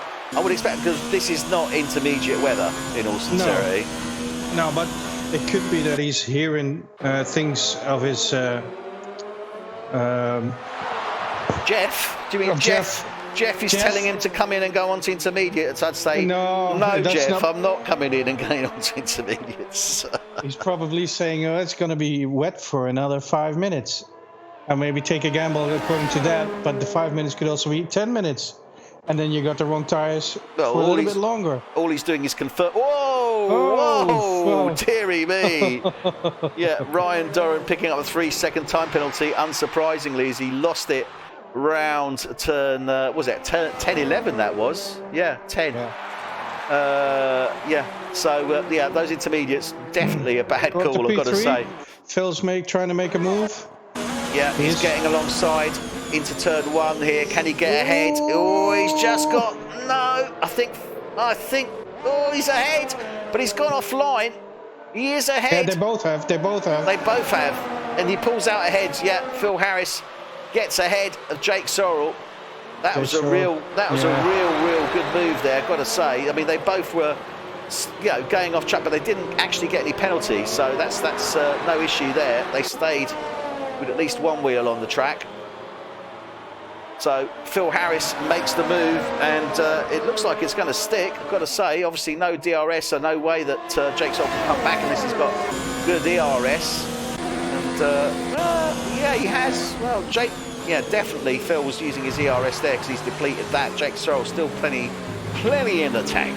Oh, Adrian Rich is defending against Sean Street. That was a good move on the chicane. He went to the left.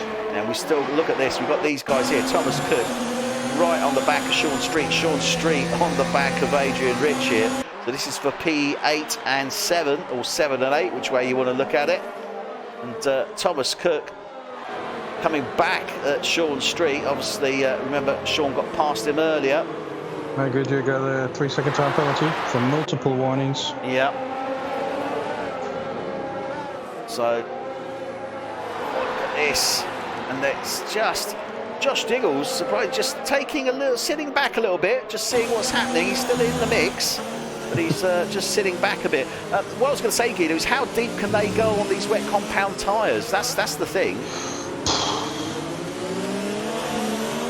Well, the thing is, they had a few safety cars already, so it's probably going to be a bit further. But I think they should go to 25, 30 maybe. Yeah, I can't see them going much beyond. Yeah, I would think it'd probably be sort of like medium territory. So I would suspect sort of low to I think it's going to be sort of mid-20s. I think you're right. Yeah, round about that. Look at this, Thomas Cook trying to get his nose. Look at this, he's right side by side with the McLaren there. No, trying to get in. Look, he's trying to cut every corner he can, going off the racing line there, and he's just not able to make it because he hasn't got the traction. It's just a pointless, unless you're literally on the tail, it's a pretty pointless move because you won't have the grip and you won't have the traction to do anything with it anyway. Yeah, you can pressure somebody off the racing line. I don't think Sean Street's going to be easily pressured off the racing line, I've got to say. I agree on that. Just keep your composure, stay behind him, wait for the right time, and then take control. Somebody must, especially in this weather, must make a mistake, and you should take advantage of it then. Yeah, Josh Diggles close in behind. He's closed it down. Thomas Cook, obviously we know, right on the back of that McLaren, but equally Sean Street is on the back of that Renault. But I've got to say, I mean, Rich, not the race he was hoping for, starting in that P4 position, but he's not going to be an easy man to get past. He knows his line and he knows how to defend it, doesn't he? And if he lets you pass, it's because he lets you past, I'd say, more often than not. So Sean Street trying to see if he can close down. He's going to look to try and make the move down here. He's got plenty of ERS. Let's have a look at the Renault. Yeah, they're looking pretty equal there. Yeah, they're all looking pretty equal, to be fair, from an ERS point of view. I was just looking at Adrian Rich. So far, he's run a perfect race penalty-wise. So according to that, he's doing his thing. Well, that's well, Phil Harris, as I say, he's done great. Moved up 8 places. Thomas Cook up 8 places as well. We've had some retirements, but It's looking pretty good at this moment in time. We're on lap 17 of 53, so we're starting to approach the halfway mark. It has been wet. It looks like I would suspect it's going to be wet all the way through. Oh, look at this. And yes, Thomas Cook making the move on Adrian Rich, trying to. Side by side, is it coming to 8? Yes, he gets ahead. So Thomas Cook gets ahead of Adrian Rich now. Yeah. Sean Street is now stuck in behind him. And that is, yeah, that's a good move there from Thomas Cook.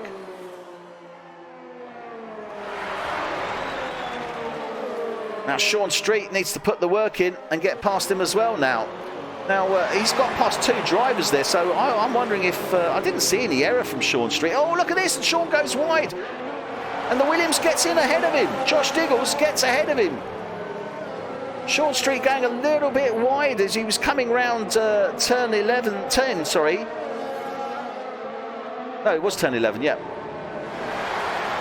And Josh Diggles gets ahead of him, so Josh Diggles is now behind Adrian Rich. Sean Street, I don't know what's happening there. Is he on wets or on intermediates? He's on wets. He's on wets. Yeah, he's on wets. I'm not too sure what's happening there. There's no damage. No, that's what I can't figure out. It just seemed to sort of lose a bit of pace. I don't know, or lost. Anyway, Adrian Rich is in 8. Thomas Cook has got ahead of him. Josh Diggles is trying to fight his way past him now. Certainly no love loss, I think, between the 2 drivers. Good friends off track, strong competitors on track, I'd say. So it should be. And Josh Diggles, and that's why I say no love loss. I mean, I'm looking at it from a racing point of view.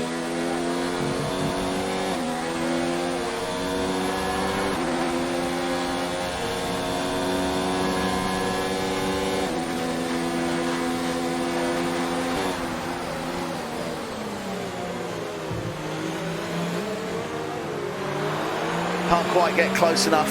All right, Thomas Cook is trying to make a move again. P7. Yeah. Trying to make a move on the right. He's obviously defending on the left side. And they're still on the racing line. If you go off the racing line now, you will start sliding. Yeah, definitely. So you will not make a move here. So close in tight behind that Haas though. Oh, keeps pressure on it. He's definitely putting pressure as they come round 12 into 13 now. Rachel gets a penalty, 5 seconds, exceeding track limits. Round turn 14. Going to see if he can charge at him now. And he's got the advantage. I think Ryan Lear has been using up his ERS. Can he get ahead of him? He just needs to get his nose ahead of him. He's going on to the left-hand side. Can he do it? No. So still staying in behind that Haas. And in the background there, Josh Diggles, Adrian Rich and Sean Street all battling out for 8, 9 and 10. So Thomas Cook really zoning in now. Yeah, he's going to look again at an attack out of 7 down towards 8. It's going for the chicane again. Needs to try and get at least alongside that Haas on that. He will. On the Mistral. Using the drag fully there. Pulls out. Cannot get his nose ahead though. He cannot get his nose ahead. He's power slides round 8. And just nudges ahead, no contact there. And I really think that Ryan Lear was a little bit sort of, whoa, where's he going? A little bit of the pressure there. Yeah, definitely pressure got to him there. And that gave Thomas Cook the ability to get past. And now Josh Diggles is zoning in on the back of that Haas as well as they're coming round. Oh, he's taking the inside. Whoa. What's going on? They hit? No, they didn't hit. There was no contact. There was just warping. So the car the car was warping, but he got past him. So Josh Diggles moves up into 7. Ryan Lear drops down into 8. And now you've got Adrian Rich behind him, 6/10 off the back of him. So Josh Diggles, Ryan Lear, and Sean Street is back in 10. He's still trying to get past Adrian Rich. Is he going to do it? He's going to try and see. I don't know if he's close enough into one.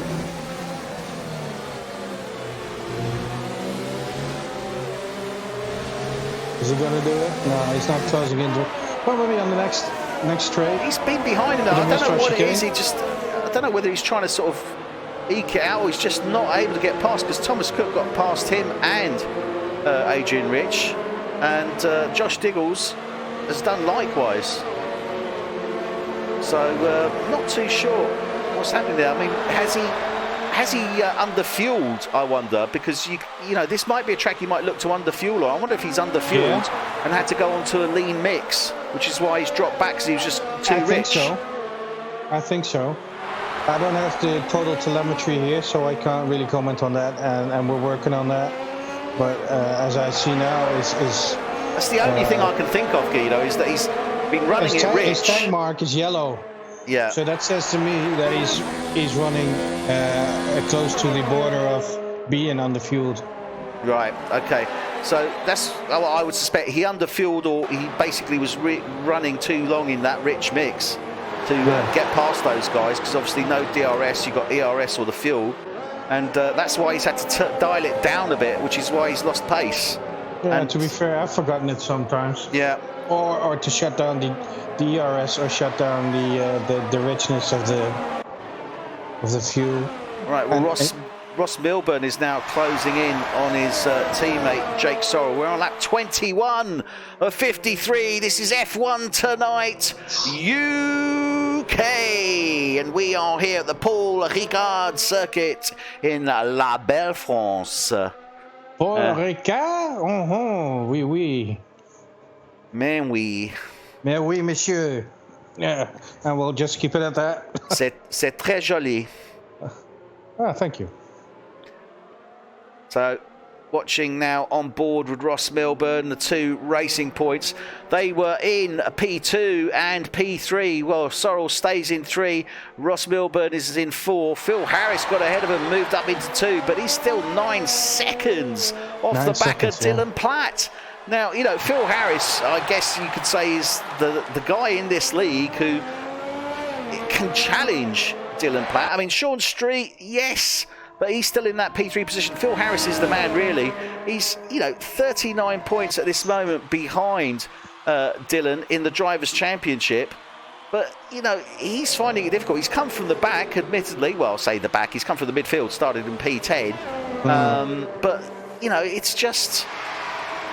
The pace of Dylan is phenomenal. I mean, he was fast last season, but he's just got so much faster this season, hasn't he? Yeah, he is. It's incredible. Sometimes we're looking at each other and what's happening on these tires he's driving with. He couldn't get up to these speeds. But then again, what was it, 3 weeks ago that he drove in Monaco? Do you remember that? Yeah. Against Mr. Tira Limitless. And he won. Yeah, he did. Oh no, he's definitely, he's very fast. There's no two ways about it. Matt Goodyear picking up another 3-second time penalty there. And Phil Harris, he's got his work cut out for him, but he's now 10 seconds behind. Dylan Platt is actually pulling away from him. I mean, Phil Harris is pretty safe at the moment. He's got Jake Sorrell 3.5 seconds off the back of him. Ross Milburn's eased off a bit off to his teammate. He's a 1.5 seconds off of him. Then you've got Lee Pratt, he's in P5, 4 seconds off the back of that racing point. Thomas Cook in the Alfa Romeo is 6. Josh Diggles in the Williams is 7. Ryan Lear in the Haas is 8.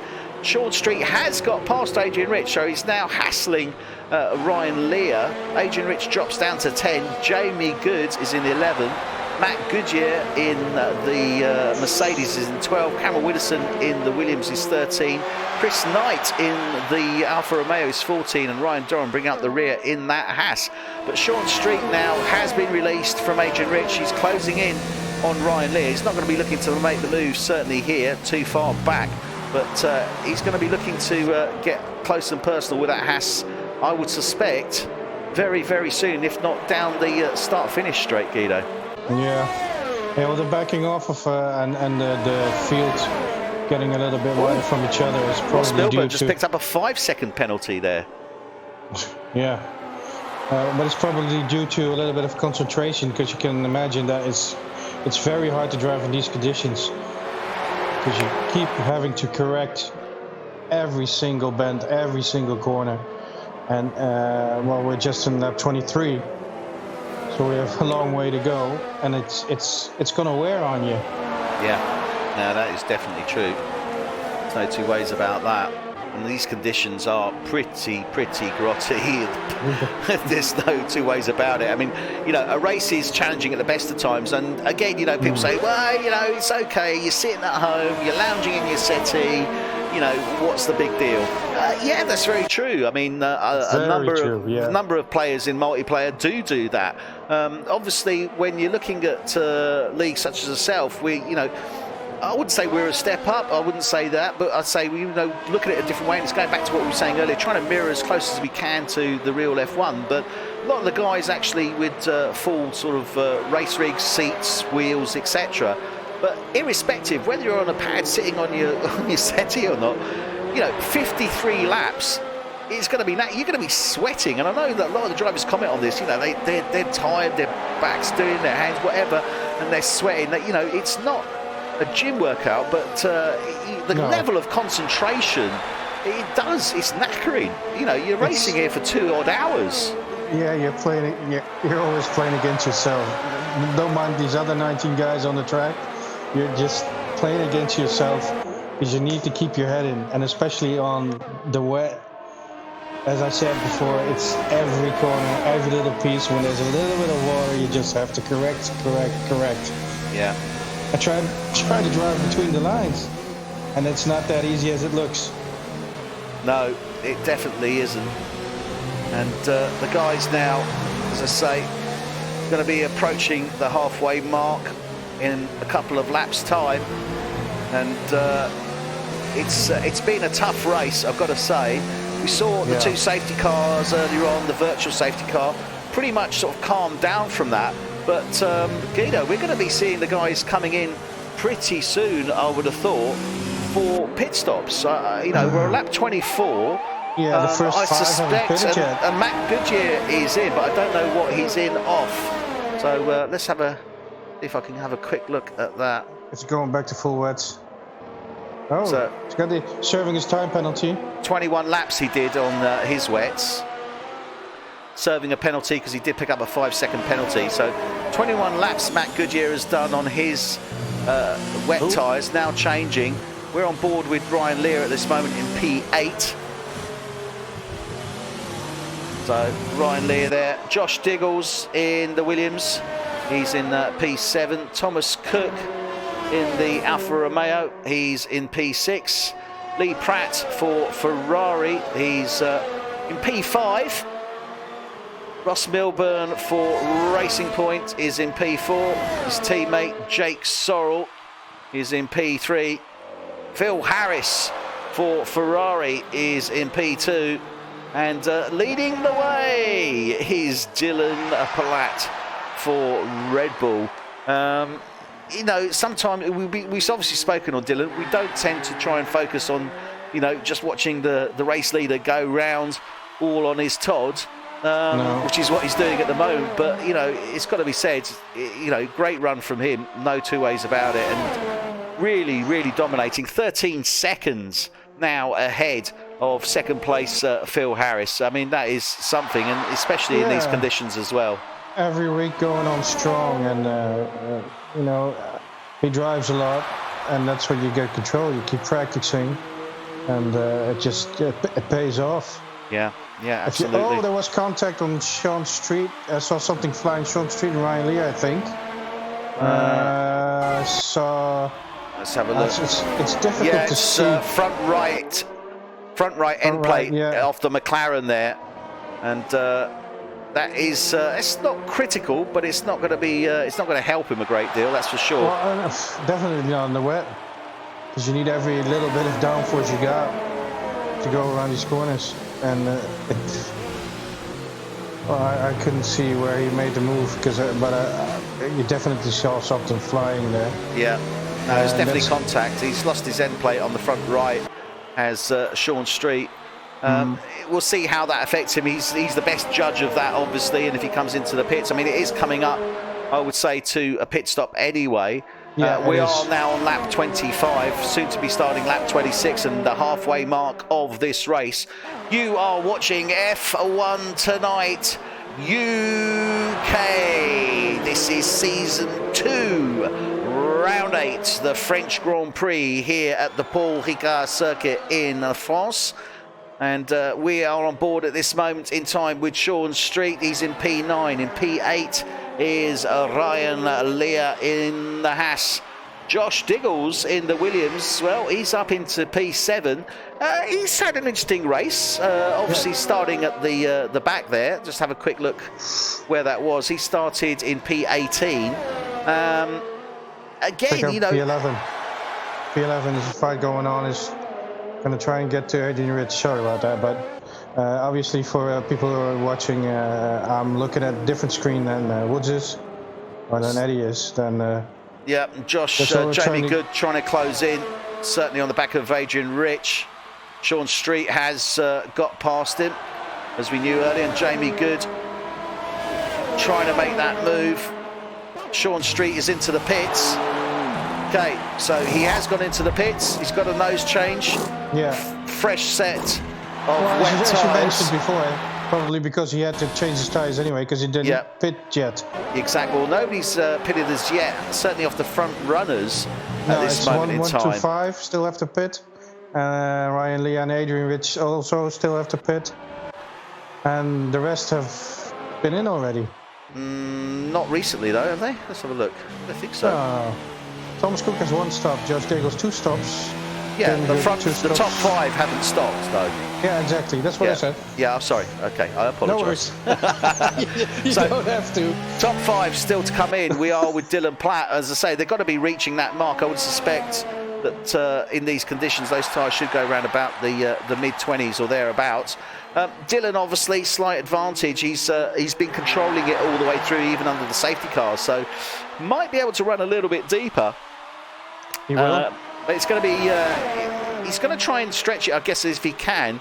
I mean, I don't see the rain abating here at all for this race, so I think we're going to be looking at full wets all the way through. Possibly we might get into intermediate territory, but I very much doubt we're going to get into dry territory.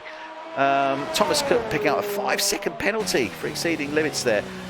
Really exceeding to get the 5 seconds. But anyway, Dylan Platt leads the way, as we said, at this moment in time. Phil Harris is in P2 and he's 14 seconds behind. Don't know what a pit stop window is here, Guido. I mean, could we be looking at maybe, you know, Dylan's trying to sort of see if he can eke it out and maybe get ahead, but I would suspect pits here this is a very long pit stop. It is a very long pit stop. It's probably going to be around about 20 seconds. And every time we without any damage replacement either. Yeah. Well, every time we go into the pits, you got this very annoying beep going on. Yeah. You can hear that, but it was already a long pit while it was the old one with the old entry. But now it's even longer because it starts at turn 14. Exactly, the entry is actually off, well, just off the start of turn 14, effectively. So, question is, who's going to be the first man to want to come in those front 5, Guido? Because I don't think any of them are going to want to come in. Yeah, we have Thomas Cook has already come in now. He's now in let's see. Well, Thomas Cook is in P4. P4 now. No, he wasn't one of the front runners. No, he hasn't come in. Ross Milburn has come in, and Lee Pratt has come in. Yeah, but none of the top 1, 2, 3, 4, 5, 6 drivers have actually come in to change their tyres from the start. They came in early. And obviously with that contact that happens in the first safety car. Yep, Thomas Cook is in. So he's the first man to come in off that top 6 from the start of the race effectively. Jake Sorrell already is also he's in. Jake Sorrell is in as well, and he's serving a time penalty. Thomas Cook is not serving a time penalty, I think. Let's watch, see here. No, he's not. So it's just going to be straight tyre change there. No, he was serving a penalty. Yeah, he's got a penalty as well there. So Thomas Cook also serving a penalty. So Adrian Rich now moves up into P4. So Adrian Rich for Renault is up into P4. Josh Diggles for Rocket Williams is up into P3. But our front runners, Phil Harris and Dylan Platt, still to come in. Not come in as yet. Dylan Platt is coming around now in that sector 3, just coming around turn 11. And I don't think he's got the window. I mean, it's again, could it be an undercut here that we're looking at from Dylan Platt, or indeed a possible overcut from Phil Harris? I really suspect that Dylan Platt's going to be coming in on this one, you know. No, he's not. He's making another lap. No, he is, yeah. So Dylan Platt I think he's going to push it again. Dylan Platt does stay out. Yeah, but did he not learn the lesson in Australia? Phil Harris is coming round now. Phil Harris is staying out as well. So Phil Harris for Ferrari. He's opting to stay out as well. Josh Diggles, he also hasn't come in as yet. He's currently in P3. He's just coming round now. He's staying out as well. Adrian Rich in the Renault. Coming round now. He's staying out. Now, I know these guys' tyres are obviously a little bit younger, but Rich is on 27, Diggles is on 26, Harris and Platt both on 28 there. So these guys are sticking it out, and an advantage to them at this moment in time. But I'm still not sure what that pit window is, because I haven't really been able to judge it. No, I haven't seen it yet. And it's largely had to do with people having to serve penalties as well. Yeah. I think Diggles, I don't know if Diggles has got a penalty to serve in the... He's certainly picked up penalties, but I don't know if he's got one to serve in the pits. It's the 5-second penalties are the ones that you serve in the pits. The 3-second penalties are added to your end time. Yeah. So the 5-second goes away. Once you've served it, yeah. But once you've served it, yeah, exactly. So we are on board with Phil Harris. Dylan Platt coming round 13 now. Stays out. Phil Harris. Yellow flag. What happened there? Nothing.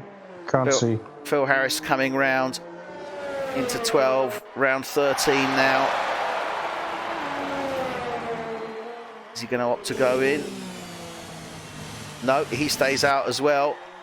So Phil Harris stays out. Josh Diggles coming round into 12 now. So this is the one that's going to be see what's happening here. This is going to be interesting because Phil already had a back marker now. Yeah, Phil Harris just in sector 1. Dylan had a back marker, sorry. Not Phil. Yeah, he's just going past Ryan Doran in the Haas there. Okay, so let's have a look down this field at this moment in time. Adrian Rich, Jamie Goods come into the pits. Adrian Rich back up into 4. Jamie Good just got past him.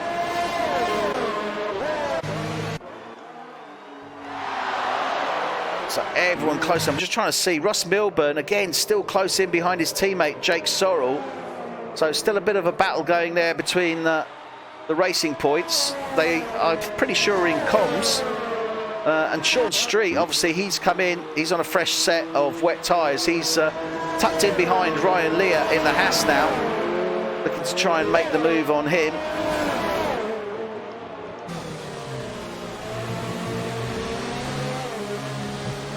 And you can see these conditions here. I mean, bearing in mind, you're looking at this from the camera view just above the driver's head. Most of the drivers are in cockpit view. So that would be even worse. They wouldn't be able to see as clear as you can see in this one, and this isn't clear. So you can imagine what they're doing there. So it's a lot of instinct here as well, and a lot of confidence in the guys that are on the track ahead of you as well as to what they're going to do. Yeah, and if you have the steering wheel with the force feedback, then you can judge a little bit. Right, how Phil the Harris car is in the feels. pits. Phil Harris is in the pits. So Phil Harris has now come into the pits. He was 18 seconds off the back of Dylan Platt, and Josh Diggles was 20 seconds off the back of him.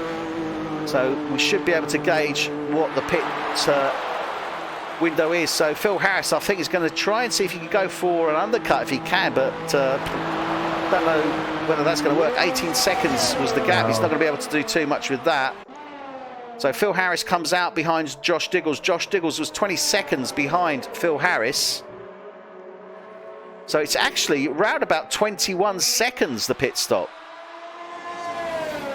So that pit stop is around about 21 seconds. So Dylan Platt at this moment in time can quite safely pit and get out not only ahead of Phil Harris but ahead of Josh Diggles as well. So P5, Ross Milburn is... Yeah, Ross Milburn on his teammate, still closing in on his teammate there. No, they got a little bit there. I shouldn't think there's going to be too much tension if one overtakes the other. So Josh Diggles at this moment in time for Rocket Williams is in P2 as he comes round into the Mistral chicane. Phil Harris in behind him in P3, only 1.3 seconds off. So I should think Phil's going to be looking to try and challenge that Rocket Williams if he doesn't come in. Likely, I think he's going to come in before Phil gets too close and personal with him. And yep, Dylan Platt is indeed in. So I'd expect Dylan to come out still round about the 18-second mark, which is the gap he had originally to Phil Harris. So maybe you have to fight of Josh Diggles and Phil Harris right around the time that Dylan is coming out. No, Dylan is out. No, he's going to be well out. He's going to be well out. Yeah, he's about 18 seconds ahead of them. Yeah. So he's not going to have an issue there. No. And Josh Diggles stays out. Now, I've got to say, I'm a little bit surprised by that. And he's warping again. Did you see that? Big time. Yeah. And again. Yeah, he's definitely jumping around. Oh, he's a ghost. He ghosted there for a second. That's because he's warping again. And that's not that he ghosted, it was that Phil Harris was actually alongside him, and because of the warping, the display effect, the visual effect is that we see the car over him, but he actually wasn't. So Phil Harris, again, you know, it's like... Josh Diggles has got to come in. Why he stayed out, I don't really know. Look at that warping again. Phil Harris gets ahead of him. Yeah, and into 8. It could be that Phil is looking at other things than we're seeing. Oh, absolutely. Yeah, that's what I'm saying. Yeah, the display will be different. So Phil Harris reassumes that position. He is, as I said, around about 18 seconds behind Dylan Platt, which is where he would be anyway. And Josh Diggles, really, I think he should have come in on that earlier lap, because he would have had a much better opportunity there. If he stays out now, we've got a yellow flag in sector 3. Yeah, P7. It is Ross Milburn. Yeah. Spun out. Yeah, he spun out there. He's back on track now. Thankfully for the big runoffs. Yeah, Josh Diggles comes into the pit, so Diggles is now in. Yeah, and just a tad too late, as you said. Yeah, I think it is. I think because he was 20 seconds behind Phil Harris before the pits. I think we're going to see him now when he comes out probably about 25, 26 seconds behind. So he's actually lost time there. So Phil Harris reassumes that second place. Jake Sorrell for Racing Point now moves up into P3. Lee Pratt for Ferrari moves up into P4. Thomas Cook for Alfa Romeo moves up into 5. And Josh Diggles comes out in P6. Now, as I said, he was 20 seconds off the back. So let's have a look. 7, 10, 21. Yeah, about 20. Actually, it's not as bad. It's about 23, 24 seconds. He's off the back of Phil Harris now.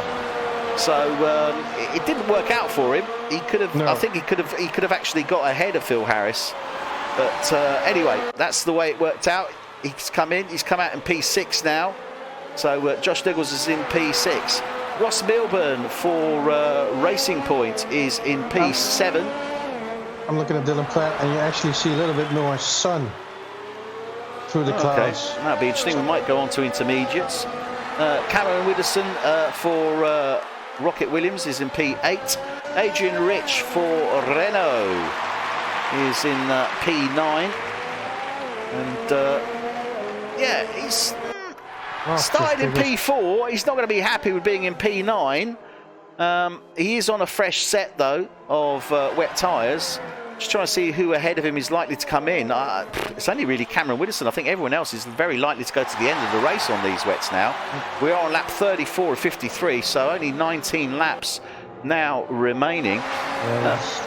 Sean Street, yeah, it just hasn't worked out for him since he had to he was in that battle earlier on with Josh Diggles and Thomas Cook, and there was real battle going on lap after lap after lap, and we couldn't understand why he seemed to sort of back off. Well, now our assumption was that he was just running too rich and he had to fuel save, but he hasn't recovered, has he?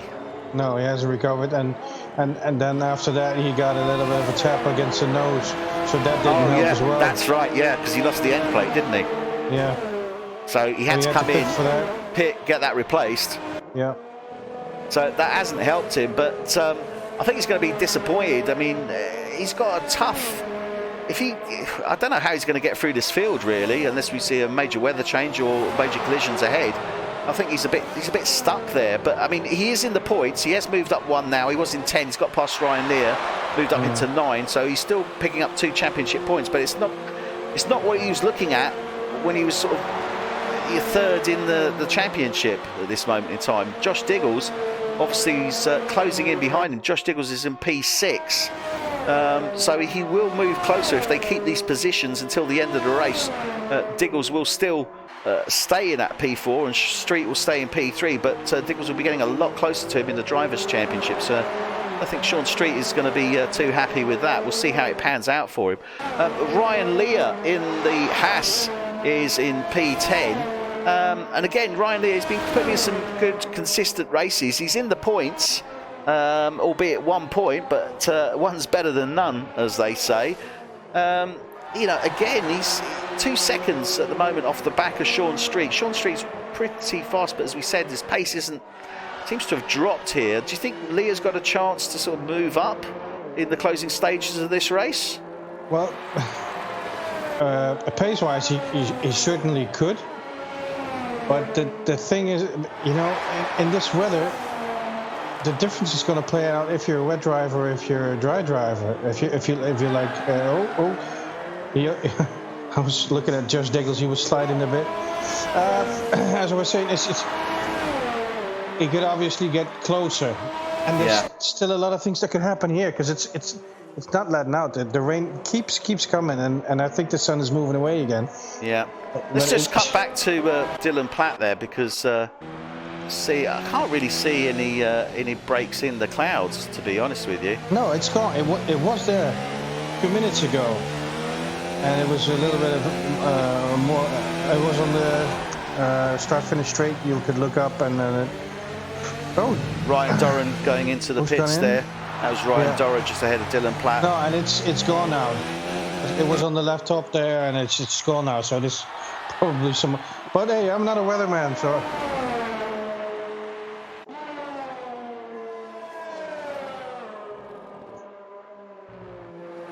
Yeah. So I don't know, but Dylan is well, he's driving here against the sun again, and so it could be a possibility that the weather will change, and I really do hope so, because it makes a little bit of a difference on strategy, obviously. Yeah, I know what you're saying. I mean, we could see a break in that cloud, and you know, we've got 17 laps remaining of this race. I mean, best case scenario, we go on to intermediates, but you know, the guys now as they're running, I mean, I can see them all going to the end of the race. I don't think there's anybody there that isn't going to make it. Well, sorry, Chris Knight. Chris Knight is not going to make it. He's going to have to pit still, but then again, he's in P14 at the moment anyway.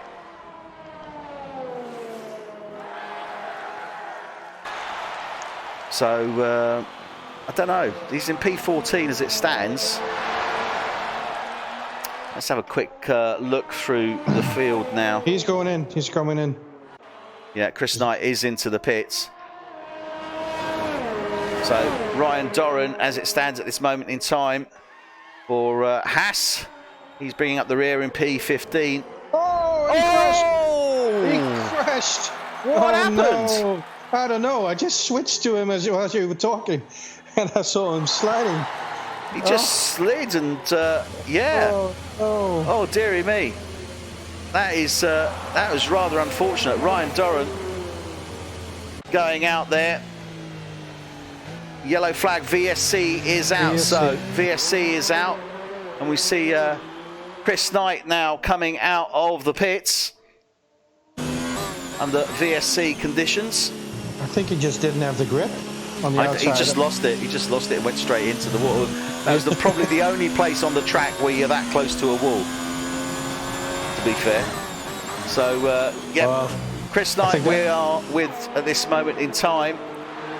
And Cameron Widdowson in the Rocket Williams. He's in P13. Cameron Widdowson, we haven't touched too much on him at this moment in time. Obviously, again, you know, he's a driver that seems he can deliver, but I don't know. Maybe it's the wet conditions that aren't suiting him this evening. He hasn't really had, I think, the race he was hoping for.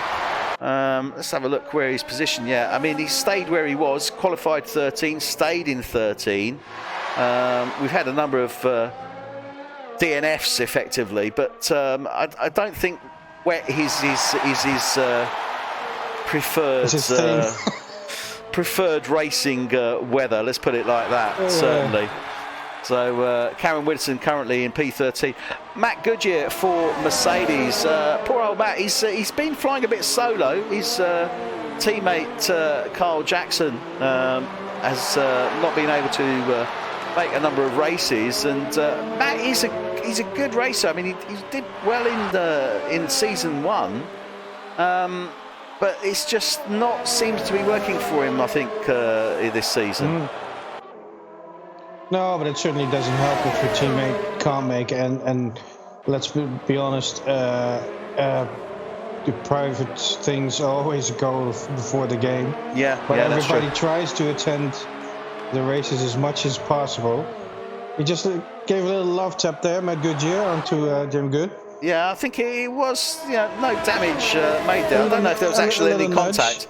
I don't know if there was actually any contact there, but Jamie Goods, obviously for Toro Rosso, again another very competent driver, certainly in season 1. But again, it's not really gone his way so far this season. I think he hasn't really again had to see. But it's the thing is there's so many quality drivers here, and there's so much that can impact on the racing, the quality, and let's be honest, you can have off times, where it's just not quite coming together for you. And I think at the moment that's how it's looking for Jamie Good. But again, he didn't have a teammate for the start of this season. A lot of changes. He's now obviously got Richard Williams as teammate, but he's in P11 at the moment, so he's got an opportunity to get into the points, but he needs to put some work in. Ryan Lear in the Haas, he's currently sitting in that P10 position, and it's been okay. I mean, he's in the points. That's what counts at the end of the day, isn't it? Yeah, that's what it's all about. A point is a point. Yeah. It doesn't matter how you get it. Well, it does matter how you get it, but you have to be there to get the point. Yeah. And points count. That's what it's all about. Yeah, no, that's true. I mean, every point counts, and he's in P10, so at the moment, should they finish in this order, he'll pick up 1 point. Sean Street, he's in P9. Obviously, he did start in 19, but he was a lot further up the field. And it hasn't, you know, as we said, he seems to have gone off the pace, and it just hasn't really worked out for him, has it? He hasn't got his mojo at this moment. Let's put it like that. It's I don't know where it went wrong, but it's well, somewhere while we were saying it's probably he used too much fuel, the richness of the fuel. Yeah. So he probably lost a bit taking that back, because in the end you need some fuel to get over the line. Yeah. And if you burn it off, well, you won't make it beyond the line. That's as simple as that. Yeah. No, that's absolutely right. Absolutely right. So we are on board, as I say, with Sean Street. He's currently P9. Adrian Rich in P8. He's now under pressure. Safety car. Safety car. Safety car. Phil Harris has gone out. Oh no. Phil Harris has gone out. Don't know where that is. Just trying to see. I'm in Josh Diggles now at the moment. Oh, that's where's he gone out? That's at the start of the straight. Was there a contact thing? I can't see because I'm actually. Yeah, Mistral straight. So the Mistral. The first. Yeah, first. I don't know, in the straight. Yeah, they must have had contact there. No. I think he's lost it out of 7. Maybe went a little bit, putting too much power down, and or as he was coming out of 7, he's put too much power down, and that is flipped him basically. Oh Mo, that is, well, that is tough, isn't it, Guido? Let's be honest. That is really, really tough at this moment in time. That's really too bad. I mean, that is. Ryan Lee, I got a drive-through penalty, speeding under the safety car. Oh no. So yeah, that certainly isn't going to happen. Right, okay, let's regroup. Dylan Platt behind the safety car at this moment in time. Disqualification, ignoring the yellow flag. Who was that for?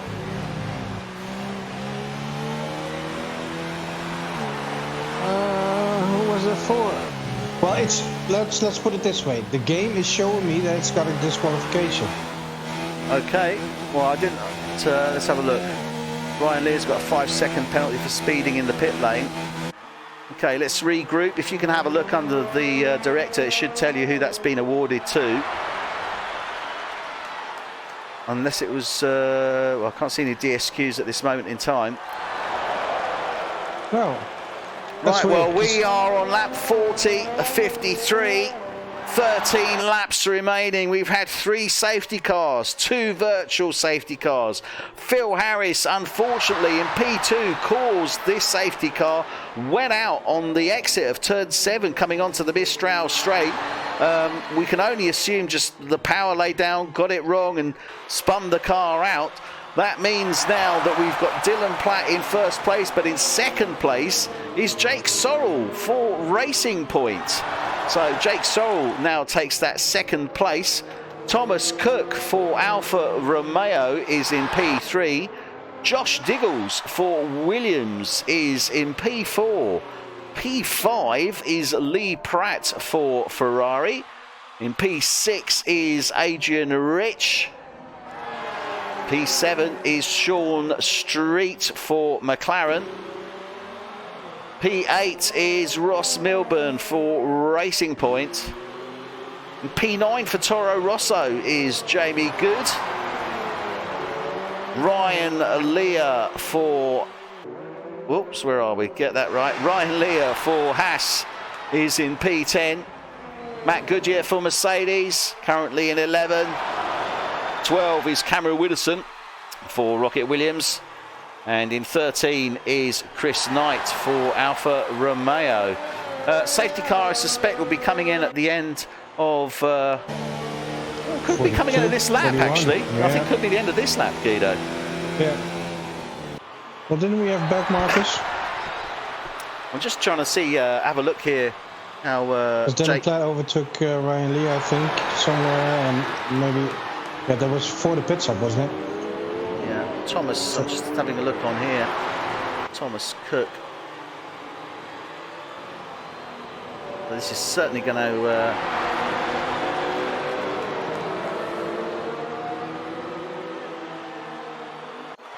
I think. Mix it up. Josh Diggles at the moment, he's in P4, he's on 50 points. I'm just trying to see. He finishes there. Dylan Platt, did he come in now a second time? Because he's got 2 stops now.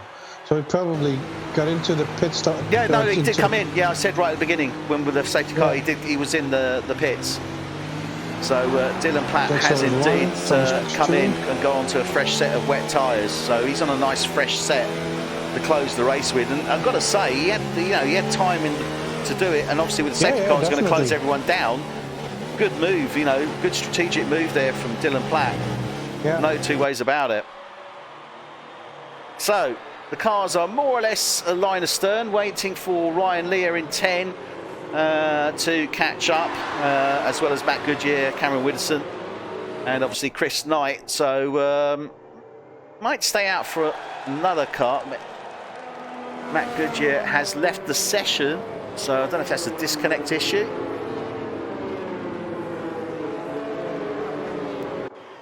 Guido, did you manage to qualify who the disqualification was, if there was one? No, I can't see that. Okay, so possibly a glitch there in that case. I've got to say, I didn't catch that on screen. Not last race, the race before that, I had a few we disqualifications, and you didn't get that. Yeah, no, I didn't. So that's probably something going wrong again with.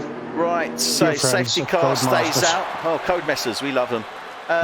Safety car stays out, so we'll be coming in at the end of lap 42. That means that all the cars will have caught up effectively, so we will see the fastest traffic jam in the world. I think that's pretty safe to say. Yeah, Matt Goodyear's back. Matt Goodyear's back in again, so he may be having connection issues there. Or, of course, just taking advantage while it's under safety car to have a quick pit stop himself. Well, that's a good one. I think it's very likely. Yeah, please remember to mute your mic if you do that. Well, I'm not going to do it, that's for sure. Prior planning and preparation, sir. Yeah. Prevents accidents from happening. Yeah, that's the one. Okay, so we are going to be getting back underway shortly. The car's coming up to the Mistral chicane, turns 8 and 9. We are expecting the safety car to come in at the end of this lap. You will see Dylan Platt start to back the pack up. We're out of 12, round 13. And then obviously release the horsepower once he clears the final turn 15. He's done it twice before.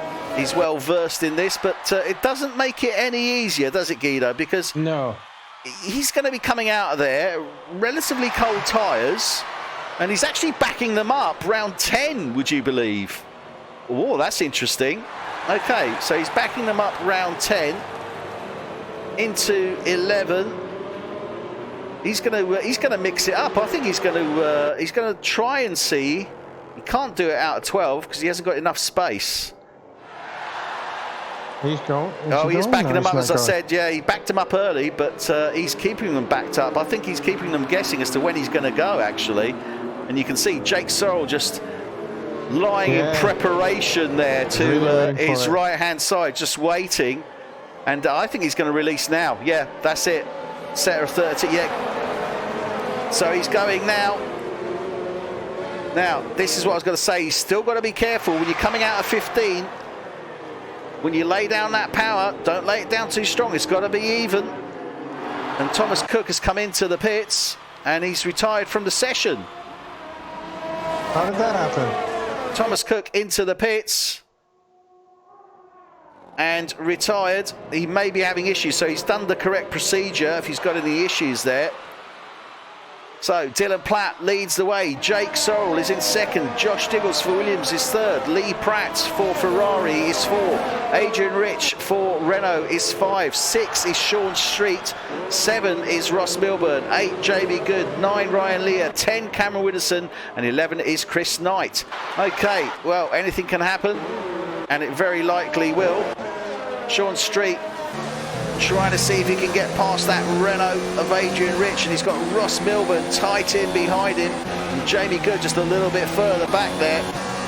So Sean Street on the attack now.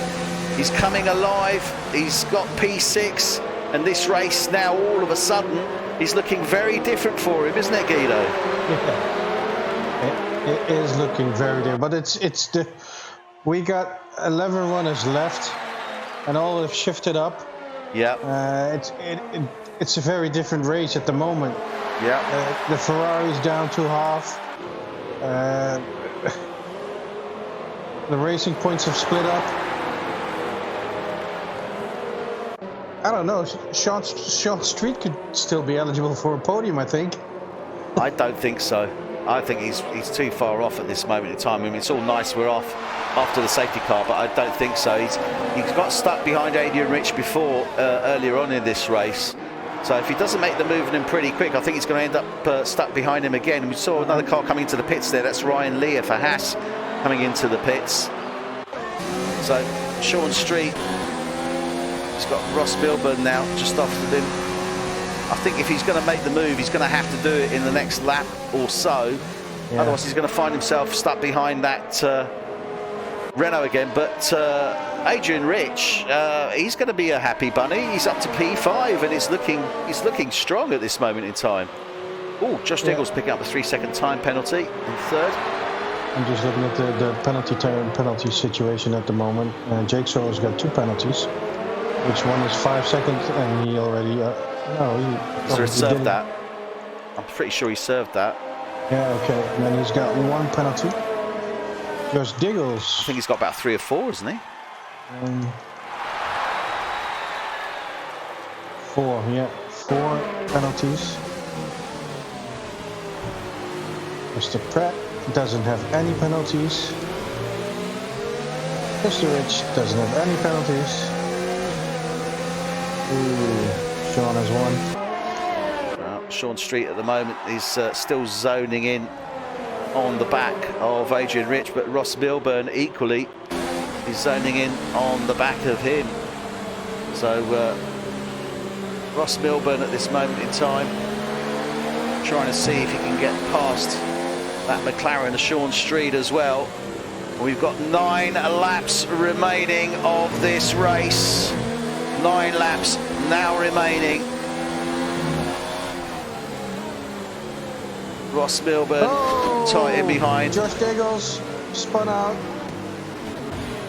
Oh, Josh Diggles there spins out, coming out of 14, I suspect, and that's dropped him right down into P8. And now this is going to be interesting because knowing Diggles, I would suspect the red mist will have descended. And in that instance, he is going to be pushing it to the extreme. Yes, he is. I agree on that. So let's see how he deals with that. He's, oh, look at that, contact, he's warping again, God almighty. That is bad. Yeah, it's definitely warping. There wasn't contact, no. We are on board with him now, coming down the Mistral. Trying to get his nose ahead. Jamie Good. Oh, he just... Oh, he's warping again, look at that. Oh, yeah.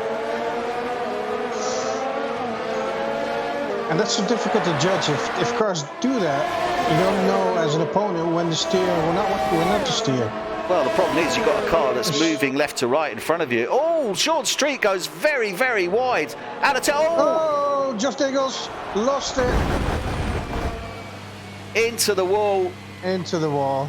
And I've got to say, Guido, you know, one could almost see that coming. To be brutally honest there. And a safety car. Yeah, so safety car is out. Josh Diggles is out.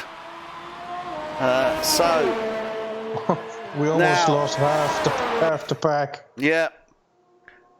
Dylan Platt leads the way, as we know, as he has done more or less from the start. He was under a big challenge, though, from Jake Sorrell right at the start, remember? Was taking the lead into turn 1, but Dylan Platt came back at him round turn 3 and got the place back. So Dylan Platt is in P1. Jake Sorrell for Racing Point is in P2, and he's been pushing all the way here. And actually, let's have a quick look at the position changes for the guys. So 1 and 2, remember, Dylan Platt and Jake Sorrell. And Jake Sorrell dropped quite a lot. Remember, he dropped back into that sort of midfield after those incidents at the beginning. So he's done well to come back, hasn't he, Guido? Yeah, definitely. Very good. I mean, I don't know what's Sorrell's point situation. I don't think he's got. I don't know if he's got any, or I don't know. Can you have a look and just check that out for us? Yeah, sure. So Sorrell has the 5-second time penalty served. Yeah. And one, so he's got 1 penalty, so 3 seconds. 1 penalty. So 3 seconds is the penalty that he's got at this moment in time. The reason I ask is that could come into play for the podium. So he's got 3 seconds at this moment in time. He's in that P2 position. In P3, though, is Lee Pratt for Ferrari. Now, Lee started in P5, row 3. Again, lost it a little bit at the beginning, sort of midfield. Come back, though. Come back strong. 6.3 seconds, obviously, at the moment, off the back of Jake Sorrell, but that's because we're under the safety car. He's got a good opportunity here. Again, have we got any penalties for Ferrari, Lee Pratt at all? Ferrari. Lee Pratt, he has 2 warnings. So no penalties, only got warnings, so no 3-second penalties. So that will come into the play, potentially, if he stays within that 3 seconds, or indeed, if he can get past Jake Sorrell, all the better. But if he stays within 3 seconds, he can actually take that P2 on the podium as it stands at this moment in time. So keep an eye on that. Adrian Rich, well, he is going to be far, far happier, I think, now. Yeah. He's in that P4 position. It's where he started, in the 2nd row. He's really going to be picking up some valuable points. He's got Ross Milburn, who's clearly going to be challenging him. Sean Street, he couldn't get past him earlier. He did eventually get past him, but as I said, he doesn't seem to have the pace here. Maybe he'll open it up for the close of this race, but he's got Ross Milburn between him and Adrian Rich now, and Ross Milburn, I'm sure, is going to look to try and make the challenge when they come out, so it's going to be interesting to see. I think Adrian has got a very good chance of keeping that P4 position, though, because he's good on his defence of his line, isn't he? He is. He's not that easy to overtake. Yeah. While he's in his own zone, doing his own thing.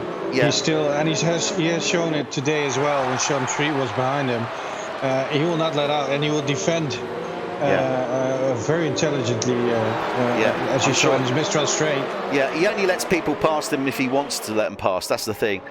That's the thing. Ross Milburn, as we were saying, obviously Jake Sorrell's teammate there, he's in P5. Good points on the table here for Racing Point. That's certainly going to help them in the constructors as well as their individual, because they dropped down a hell of a lot from Canada. They're in the teens now, so they need to come back up. He's in P5, so again, looking strong there. He did start in P3 though, so he is down 2 places. So let's see how Ross Milburn does on the restart of this race. Sean Street for McLaren, he's currently in P6. Did start at the back of the pack. Quickly got through into the midfield, but got caught up into midfield battles. Dropped back then into sort of the back of the field, but obviously with the DNFs that we've had, it's pushed him back up again, so he's in that P6 position. He's going to be a lot happier, but again, I think he's picked up quite a few penalties during the course of the race as well, though, hasn't he? Yeah. I'm going to check that for you. And while you're doing that, Dylan Platt is backing the cars up, and he's off now. So, excuse me. No, he's still backing them up. He's still backing them up. I thought he'd be off Yeah, he goes now around 13 into 14. So Dylan Platt restarts this race on the close of lap 47, start of lap 48. We will have 5 laps, or 6 laps rather, remaining. Once he goes past that line, Dylan Platt leading the way. Jake Sorrell for Racing Point is second. Lee Pratt for Ferrari is third. Adrian Rich for Renault is 4. Ross Milburn is in 5th for Racing Point. Looking to have a little sneak round turn 1 with the Renault, but decided couldn't quite make it there. Sean Street, he's in P6 for McLaren. Jamie Good for Toro Rosso's in 7. Chris Knight for Alfa Romeo is in 8. Ryan Lear for Haas is in 9. And Cameron Widdowson for Williams is in 10. Everybody is in the points. Yeah, you were asking me about Sean Street, the penalties. Yeah.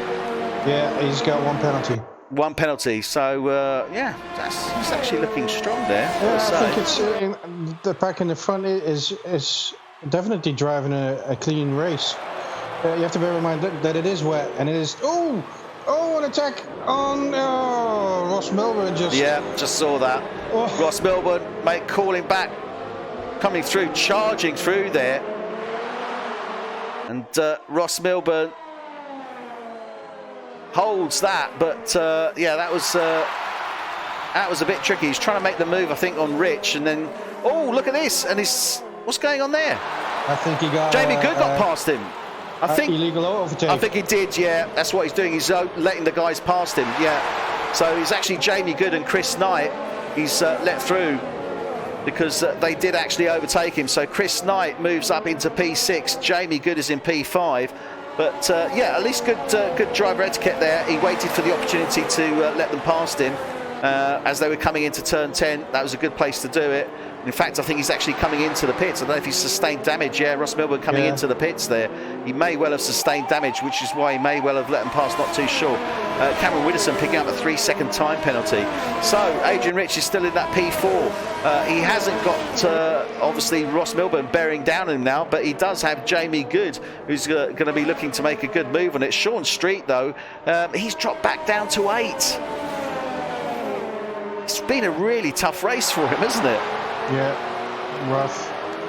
Well, I think he probably is better in the dry, and that's that's fine. In the end, he's going to finish, and he's going to finish in the points, and that's just take that.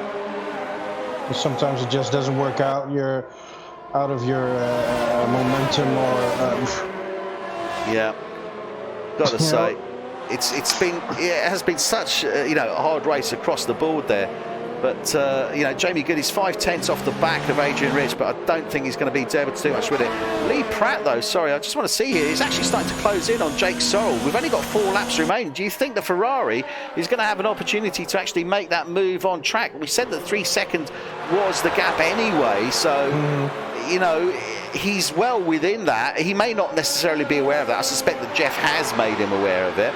But, he wants to make the move on track. He doesn't want to do it on points. He wants to get past him on track, and you can clearly see that here, can't you? Yeah. Well, the tyres are a little bit fresh now, so that it should be. Yeah, he's going to make a move. He's still going to... Oh, he goes wide now. No, now he's not going to make the move anymore. He probably won't make that. No, that did not go... as planned, I think, there for Lee Pratt.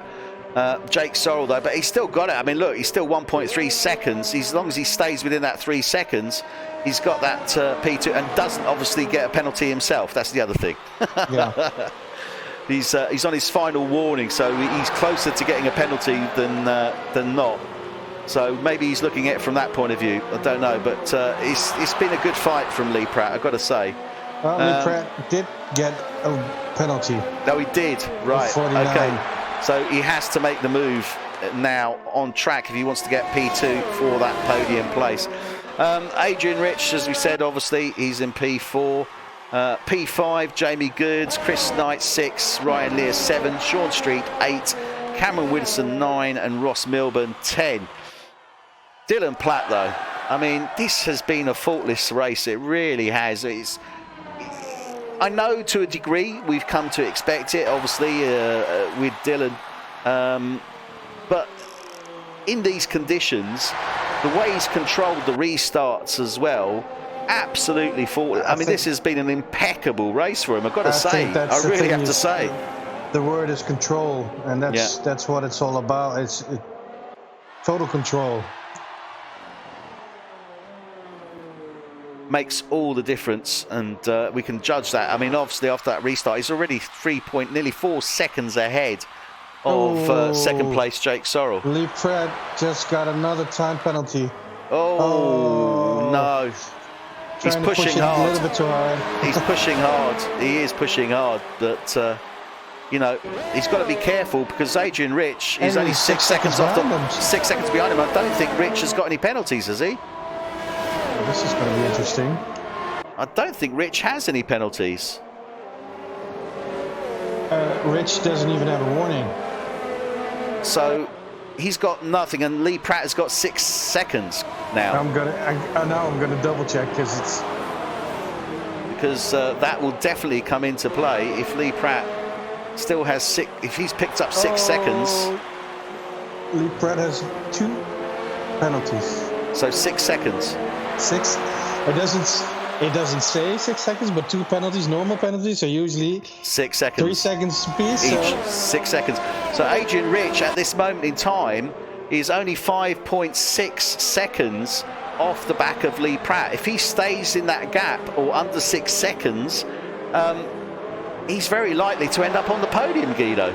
Oh, he is. What a great result for him. What a great race that would be as well.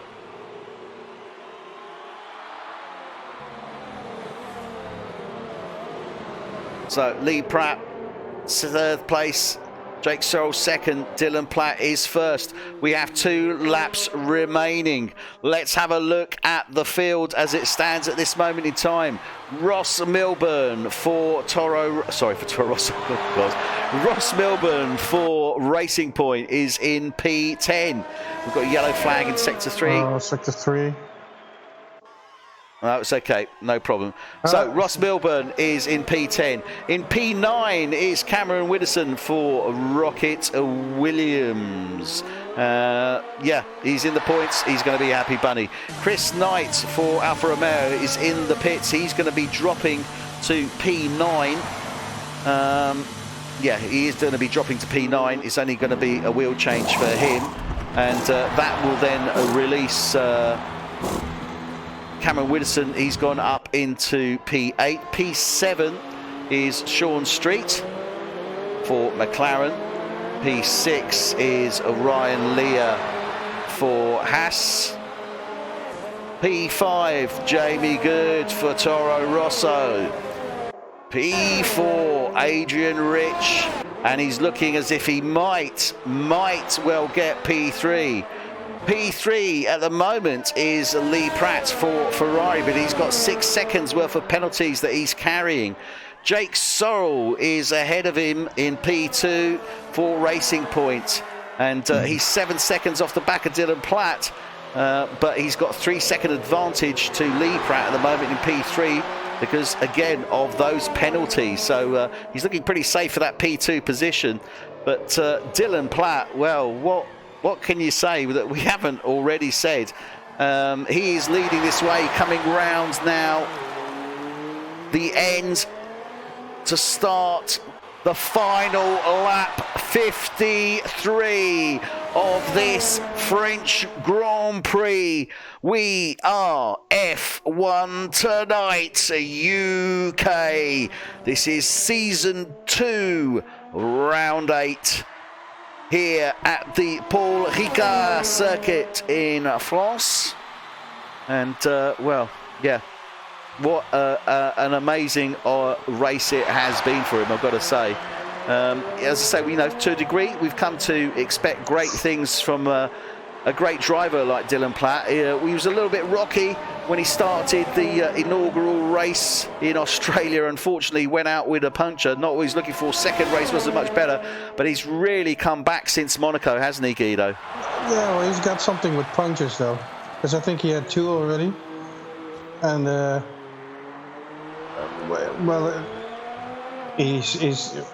let's just say he's just phenomenal. There's total control there, and it's I think it's awesome. I think it's awesome. Absolutely, got to say. So he's coming round now into the final sector of the final lap to take the checkered flag as he's winding up now round turn 12 into 13.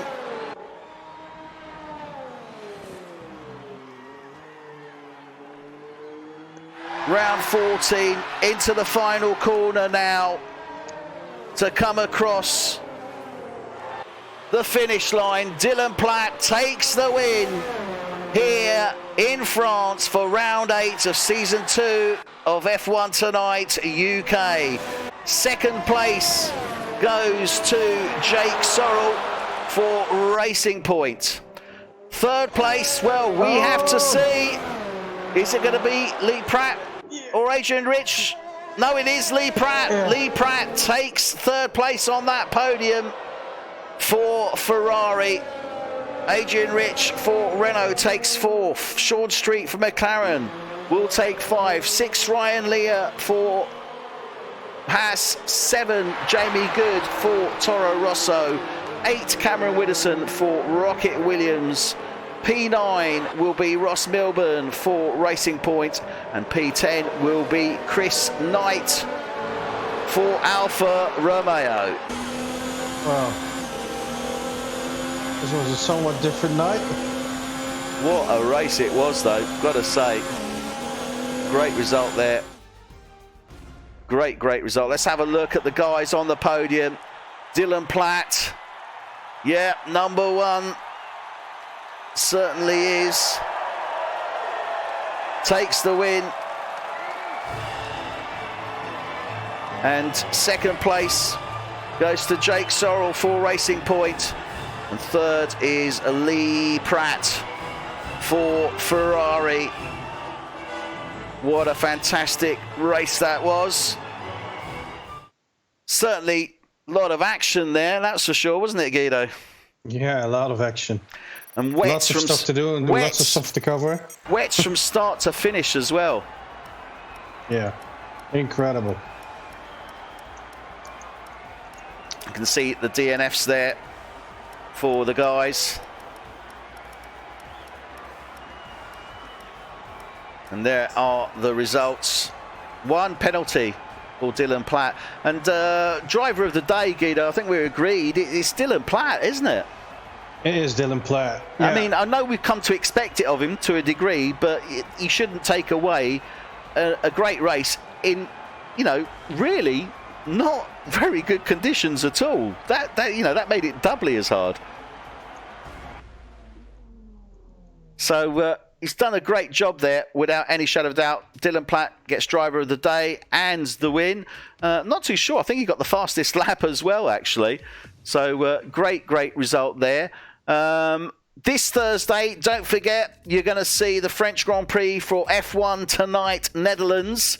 So that's this Thursday, starting 7:30 UK time, 8:30 Central European time. Your commentators for Thursday night are Dan Hazard and Adrian Stats Rich of Renault fame. So they will be with you on Thursday. Next week, next Tuesday, we will be around 9 in Austria.